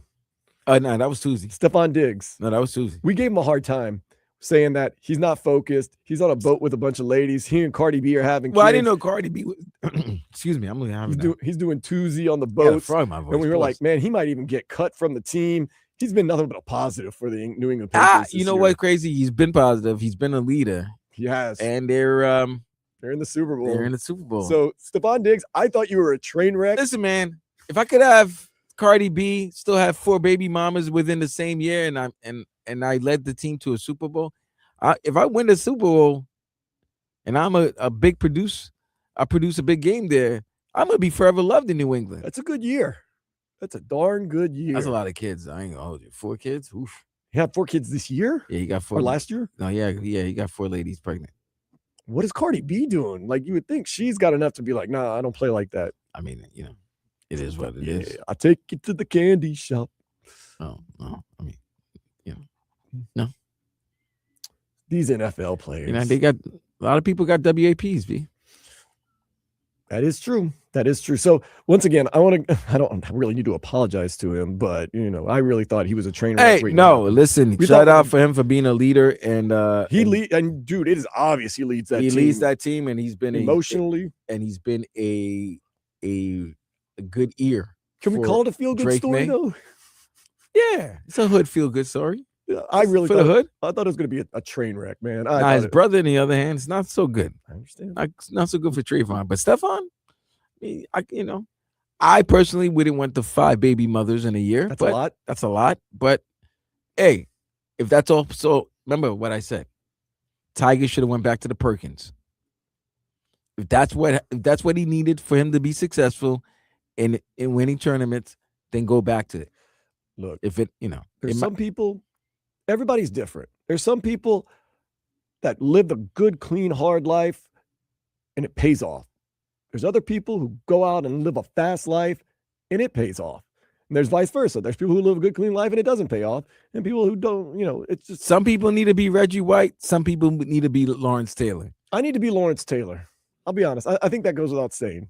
I might lean more to the LT side, but if that's what I needed to get me going, then that's what I'm going to do. I'm not hurting nobody. Maybe myself, but that's in the future. That's you, man. That's you. That's me in the future. You have the right to hurt yourself, I think, right? To some degree. I haven't checked the laws lately. To some degree. The laws change every day. Some degree. No, but I mean, I'm more creative when I'm out and about. Heck, Vlad, before we did our broadcast from the National Championship Football Fan Fest, what did I do? I was at the you hit the bars. I was at the bars, but not because I have a problem. It's because I wanted to talk to fans and find out what they were out. Now, if I went out and about, I would have never had that. You and I had a firsthand feel of how Indiana fans felt, how Miami fans felt, and we can convey that to other people. The people that don't go out and about and don't talk to these people, they can't say anything. Like people were telling me, all these cocky Indiana fans. I was like, they were not in any way, shape, or form cocky or anything. They were extremely nice and actually a little scared of Miami, to be honest with you. They were too polite. Yeah, they were super polite. If I want to hate you, don't be pleasant. Stop being nice. Stop being nice. I have it predisposed in my mind that I'm gonna hate you, and I got jokes for the. I got jokes. I got some fire. All of a sudden, you're nice. You're neutralizing my venom. I don't want my venom to be neutralized. Be polite, nice. Be polite, nice, friendly. We're gonna whoop you. You know what? I hope not. You should be. I'm excited about this game. We have a wonderful, wonderful fan. You guys have been so nice. We've enjoyed ourselves. Really? Damn it. It's been a fantastic trip, not just because of the weather, because your people are so inviting. We're having a great time. People have been so kind. They've offered, oh my God, you got great food down here. I love your culture. Like, thank you for the hospitality. Okay. See you on the field. Damn it. Okay, whatever. That's why I couldn't get upset at Mendoza. Nah, you can't. You can't. It's like, look at this guy, nice. He doesn't even have a girlfriend. He said because he devotes himself 100% to everything he does. And if he didn't have a girlfriund, he would not be devoted to football enough. No. Fernando? I call him Francisco. I know why I do that. Fernando, yeah, you might need to start talking to the wait until he gets in the big leagues. That's a smart move. Not really. You might not know what you're looking at. Oh, that's a rush you've not prepared for. We don't know about all that now. No, I'm talking about just like you're going to be the number one court. You're going to be the number one draft pick for the Las Vegas Raiders. All right. Yeah, you're going to be you're like prime meat in the market right now, bro. Like you're going to be gunned for. What a fantastic. That's situation. Why it's great. Good religious young fella going to Sin City. How's that going to work? How's that going to end? Going to a place that can turn you inside out. I was in Vegas couple of months ago. Let me tell you, Vlad, people are unabashed about what they're doing in Vegas. Like with kids around and stuff, they were talking about what they were doing and how they were feeling and what they were going to get into on this trip. I was like, whoa, like slow your roll, man. Keep that to yourself. I was appalled. And I mean, this is coming from a guy who was walking up and down the strip drinking beer in public. I was like, slow your roll, man. Slow your roll. You love Vegas. I love it. I'm surprised you maybe consider living there one day. I'm going to live there. Oh, you are? Okay. Yeah. You lived in Los Angeles. No, I was going to live in Vegas. The only reason why I haven't lived in Vegas because, my parents were sick. You know what I mean? So, yeah. So I might as well just, all right, finish it through. And then when I don't have any responsibilities. To Vegas. Oh, man. Yeah. It's perfect. Okay. It's perfect. It's Disney World. It's Disney World for adults. It is that. It was that. And you got a lot of stuff going on there now. And soon enough, they'll have a baseball team. The baseball team's going to Well, be right yeah, off the once they strip. get the baseball team's over. Because now you got sporting events. And once LeBron retires, like I said, and then he buys a team. Yeah, they're going to let him be a part owner of the Las Vegas, whatever they want to call them. I mean, look, Silver said it the other day. UFC's there. All the big boxing events are still there.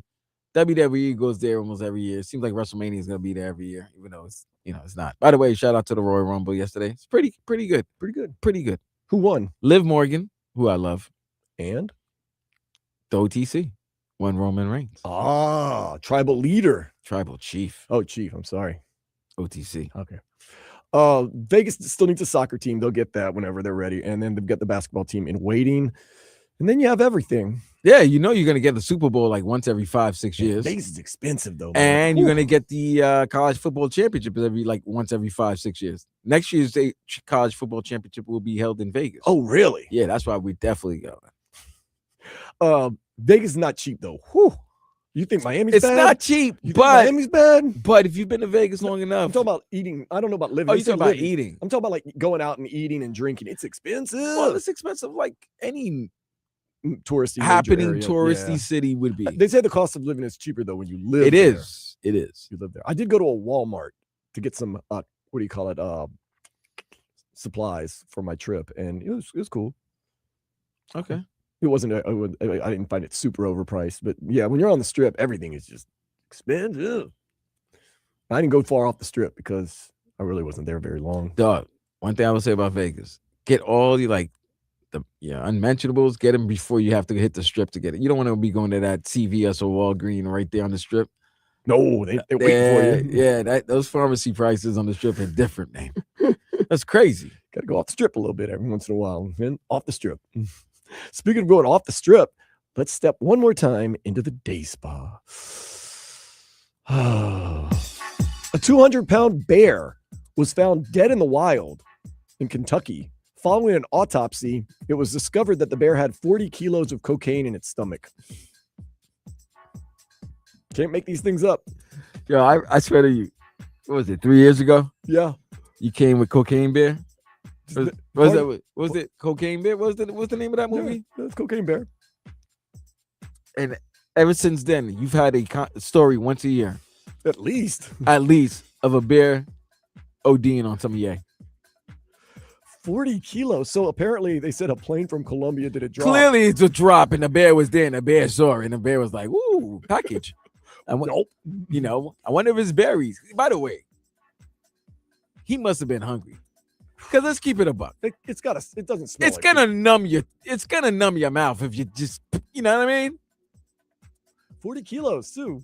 40 kilos. It's like 35 pounds. doing the conversion. That's a lot. How can you? That's a lot to eat. I mean, I know it's a bear, so like, man, 40 kilos of cocaine. That must have been a wild last 2 minutes of that bear's life, bro.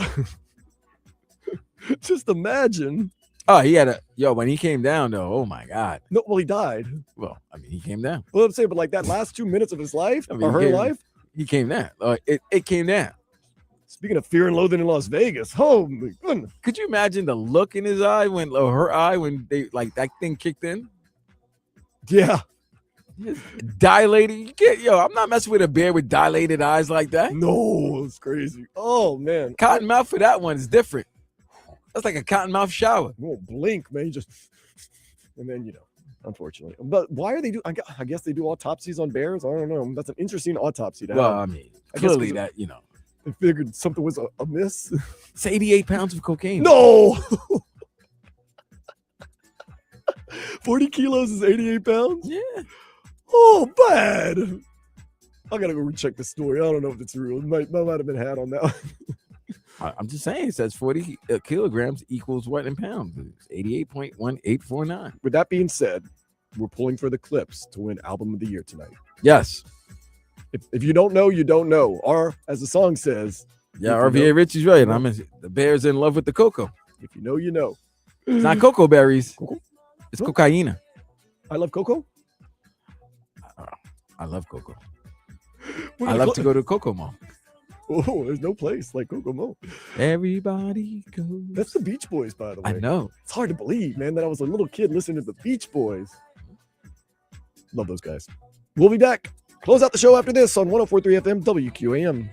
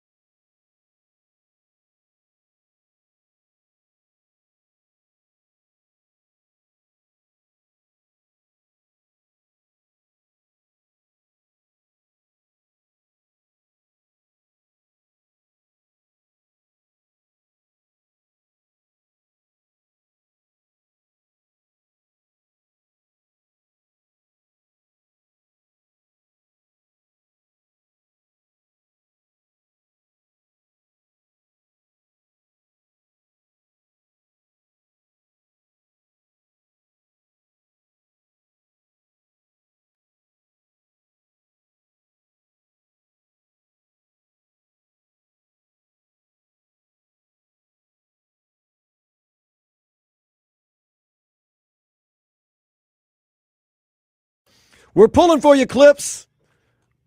Definitely got to win rap album of the year. Maybe album of the year. But I'm guessing the Clips are going to walk away with a little bit. They do have to compete against Kendrick Lamar, though, man. And you know people love Kendrick Lamar. You know who I love. They do.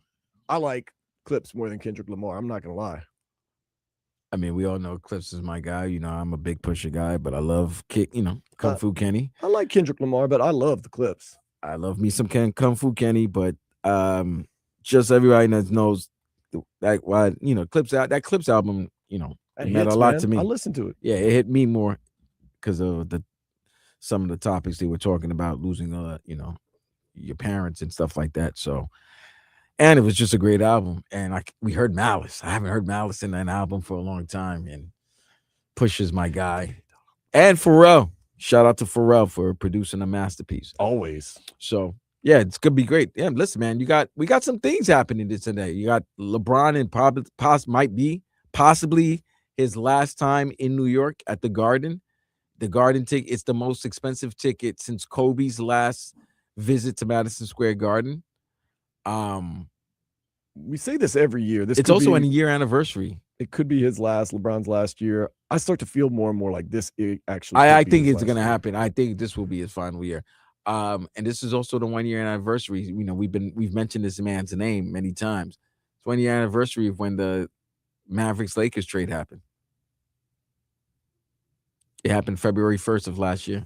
Okay, so 1 year anniversary? 1 year anniversary of the Luka trade. I remember getting texts about it. Like, is this real? Is this real? And we came in and talked about it the next day, and we were still shocked. Like, what in the world just happened? Because they just played, they just won. And it was the day before. Was it the day before the Super Bowl? It might have been. It was just absolutely. Or no, it might have been the week before the Super Bowl. It was the week before the Super Bowl, but it was just, shocking to hear. It was shocking.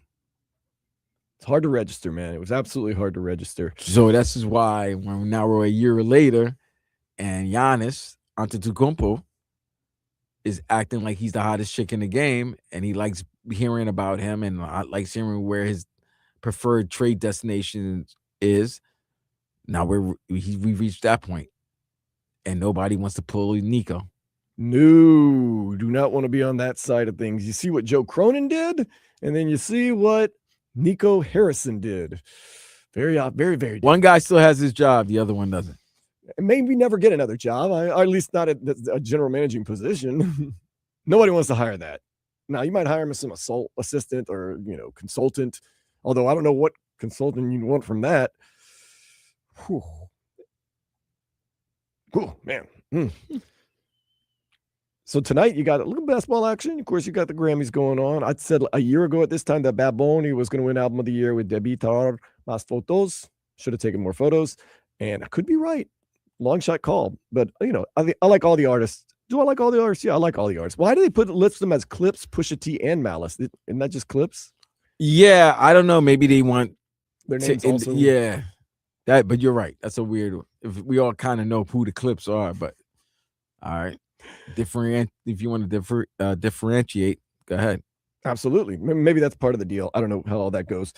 Oh man, what do you have for the rest of the day, Vlad? Is there anything cool, exciting for you going on? Fam. I'm off tomorrow, so that's good. Oh, finally, I'm gonna be able to enjoy some sleep. Oh, Knicks Lakers tonight, Thunder Nuggets tonight, Grammys. Knicks Lakers. That's a big one, right there. Maybe catch up on a couple of shows. Maybe watch a movie. Oh, movie. What's a good movie that's out that I could stream? Got me, man. Oh, the other day, this is interesting. Oh, I'm gonna start His and Hers. His and Hers. The show on that series. I love me some Tessa Thompson. The other day on Netflix, I watched like a murder mystery about a Russian woman that killed people. Oh, like where? she poisoned them and killed them. Okay. And like she would, take their money and do everything after they died, or as she was killing them. And apparently she's a thief. Apparently I got whatever electronically tagged, because now I can't open YouTube or anything without having Ukrainian and Russian women in your area meet them. I'm like, I wasn't doing that. I was literally watching a crime thing. I'm gonna watch The Rip as well with Damon and Affleck. Okay. that's based down here in Miami. Ooh, that always So I makes it a don't little know more if I fun. want to hear Ben Affleck try like a Kendall accent or a Hialeah accent. Mm. I don't That's know. weird. I don't know if they could do that because they got a strong northy Bostonian New England accent. He seems so much happier now that he's not with J-Lo, though. Well, fellas, see, and now I get ripped by women because I say that most of the guys that J-Lo's been with, once they leave, they kind of seem more happy, except for one guy. But I mean, he was just going through a lot of things. But I'm talking about Diddy. I thought you were talking about Mark Anthony. No, Mark Anthony. Hey. He's living life. That man's got some hits. What's the other guy? Wasn't there like a Chris? Yeah, there's like all a kinds Chris. What's his name? Chris Stapleton or something? Yeah, that would be quite the relationship. Chris Stapleton and J-Lo. I know there was a Chris, some white-headed like a white guy with bald head. Cool. Who else there is? There's always somebody. A-Rod. Oh yeah, A-Rod. I forgot about what that must have been interesting. Let's just put it that way. I'm just saying. Does A-Rod make his home down here? I would hope so. I don't think so. I mean, you want the tax breaks. Well, yeah, we got to live in a tax break state if you're a billionaire.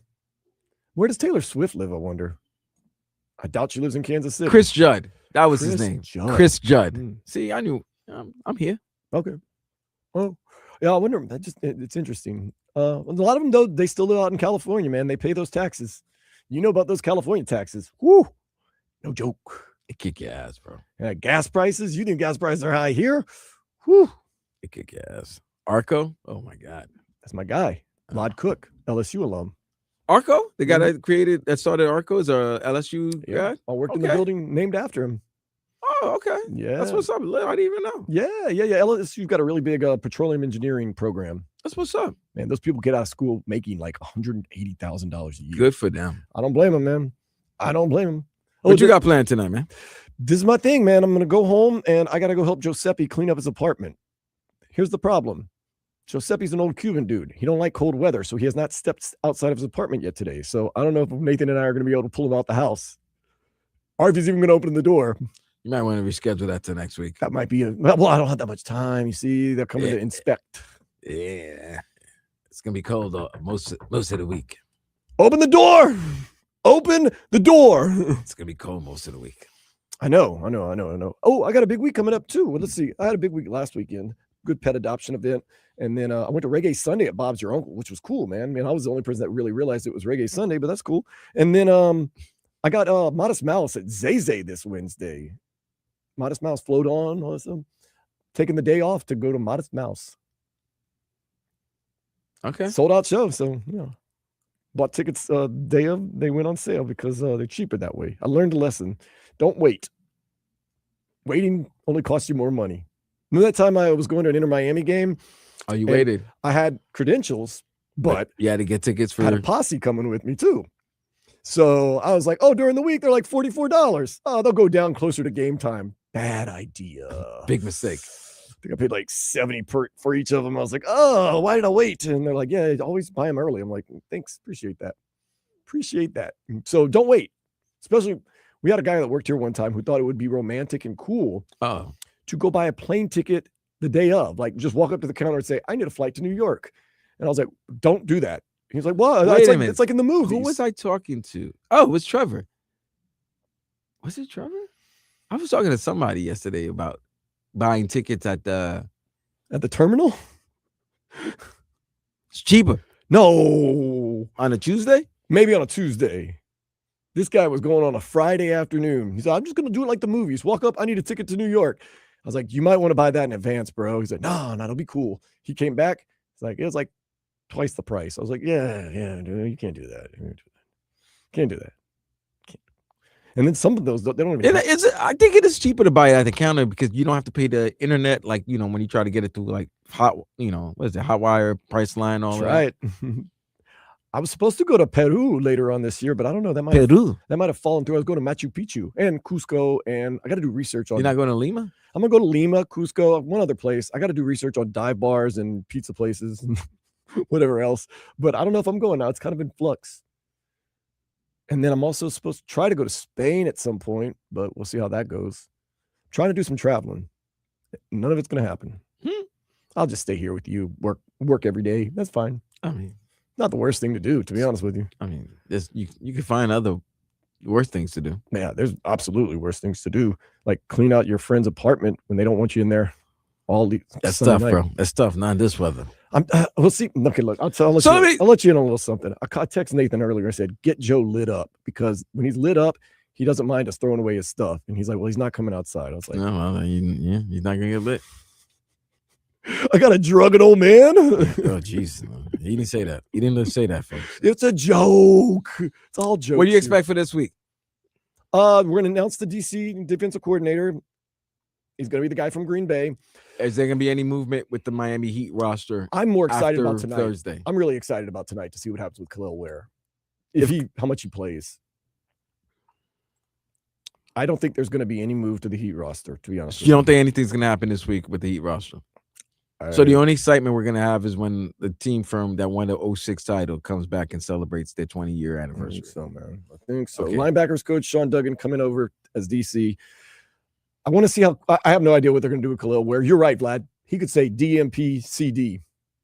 Well, on Saturday, even though we'll have a 90-minute show, we'll be talking because I'll be covering the Marlins media. Media day. Ooh, nice. So we'll have sound and from players and coaches, and you're the number one optimistic Miami Marlin fan. I am so excited. I can't wait to hear. I can't wait to hear your.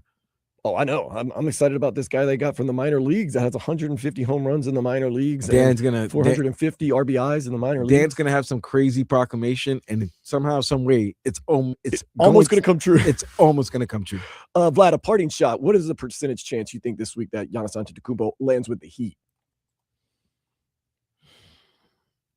15. I'd say 35. That's being optimistic. Being optimistic. Well, you're always optimistic. We topped ourselves into seeing what the Spurs could give, and what even if Oklahoma City wanted to make a race. I ain't talked to myself. I've been saying that for the longest. I know, man. I say the only reason, like I said, Kel'el Ware, if Miles Turner gets moved by Milwaukee before the deadline, then the pieces are starting to fall in place for them. I would say, okay, there's a great likelihood that Miami will be ending up with Giannis. But if you look at it in a fair, objective point of view, their package that they're offering is not the same as what other teams can offer. And how much better do the Heat get with Giannis Antetokounmpo if they have to move a bunch of guys? That's another question. That's the other thing. That's another show. A better mid? You're just better mid? You're a higher mid team. You're a higher mid team? That's another show, another time. But check us out on YouTube and Twitch. 104.3 WQAM. You can also check us out on all the social media. And what about the Panthers? Because this is their final week of playing hockey before there's the Olympic break. They need to start winning a lot. There's no other way to put it. They need to start winning a lot. They need to put together a string of W's. But we'll see. And then the Olympics start on Friday. So check them out at Vlad2078, at Dan Day Radio. For my cousin Vladimir Lewisson, I am Dan Day. Miami Heat basketball next here on 104.3 FM WQAM. Latest fools.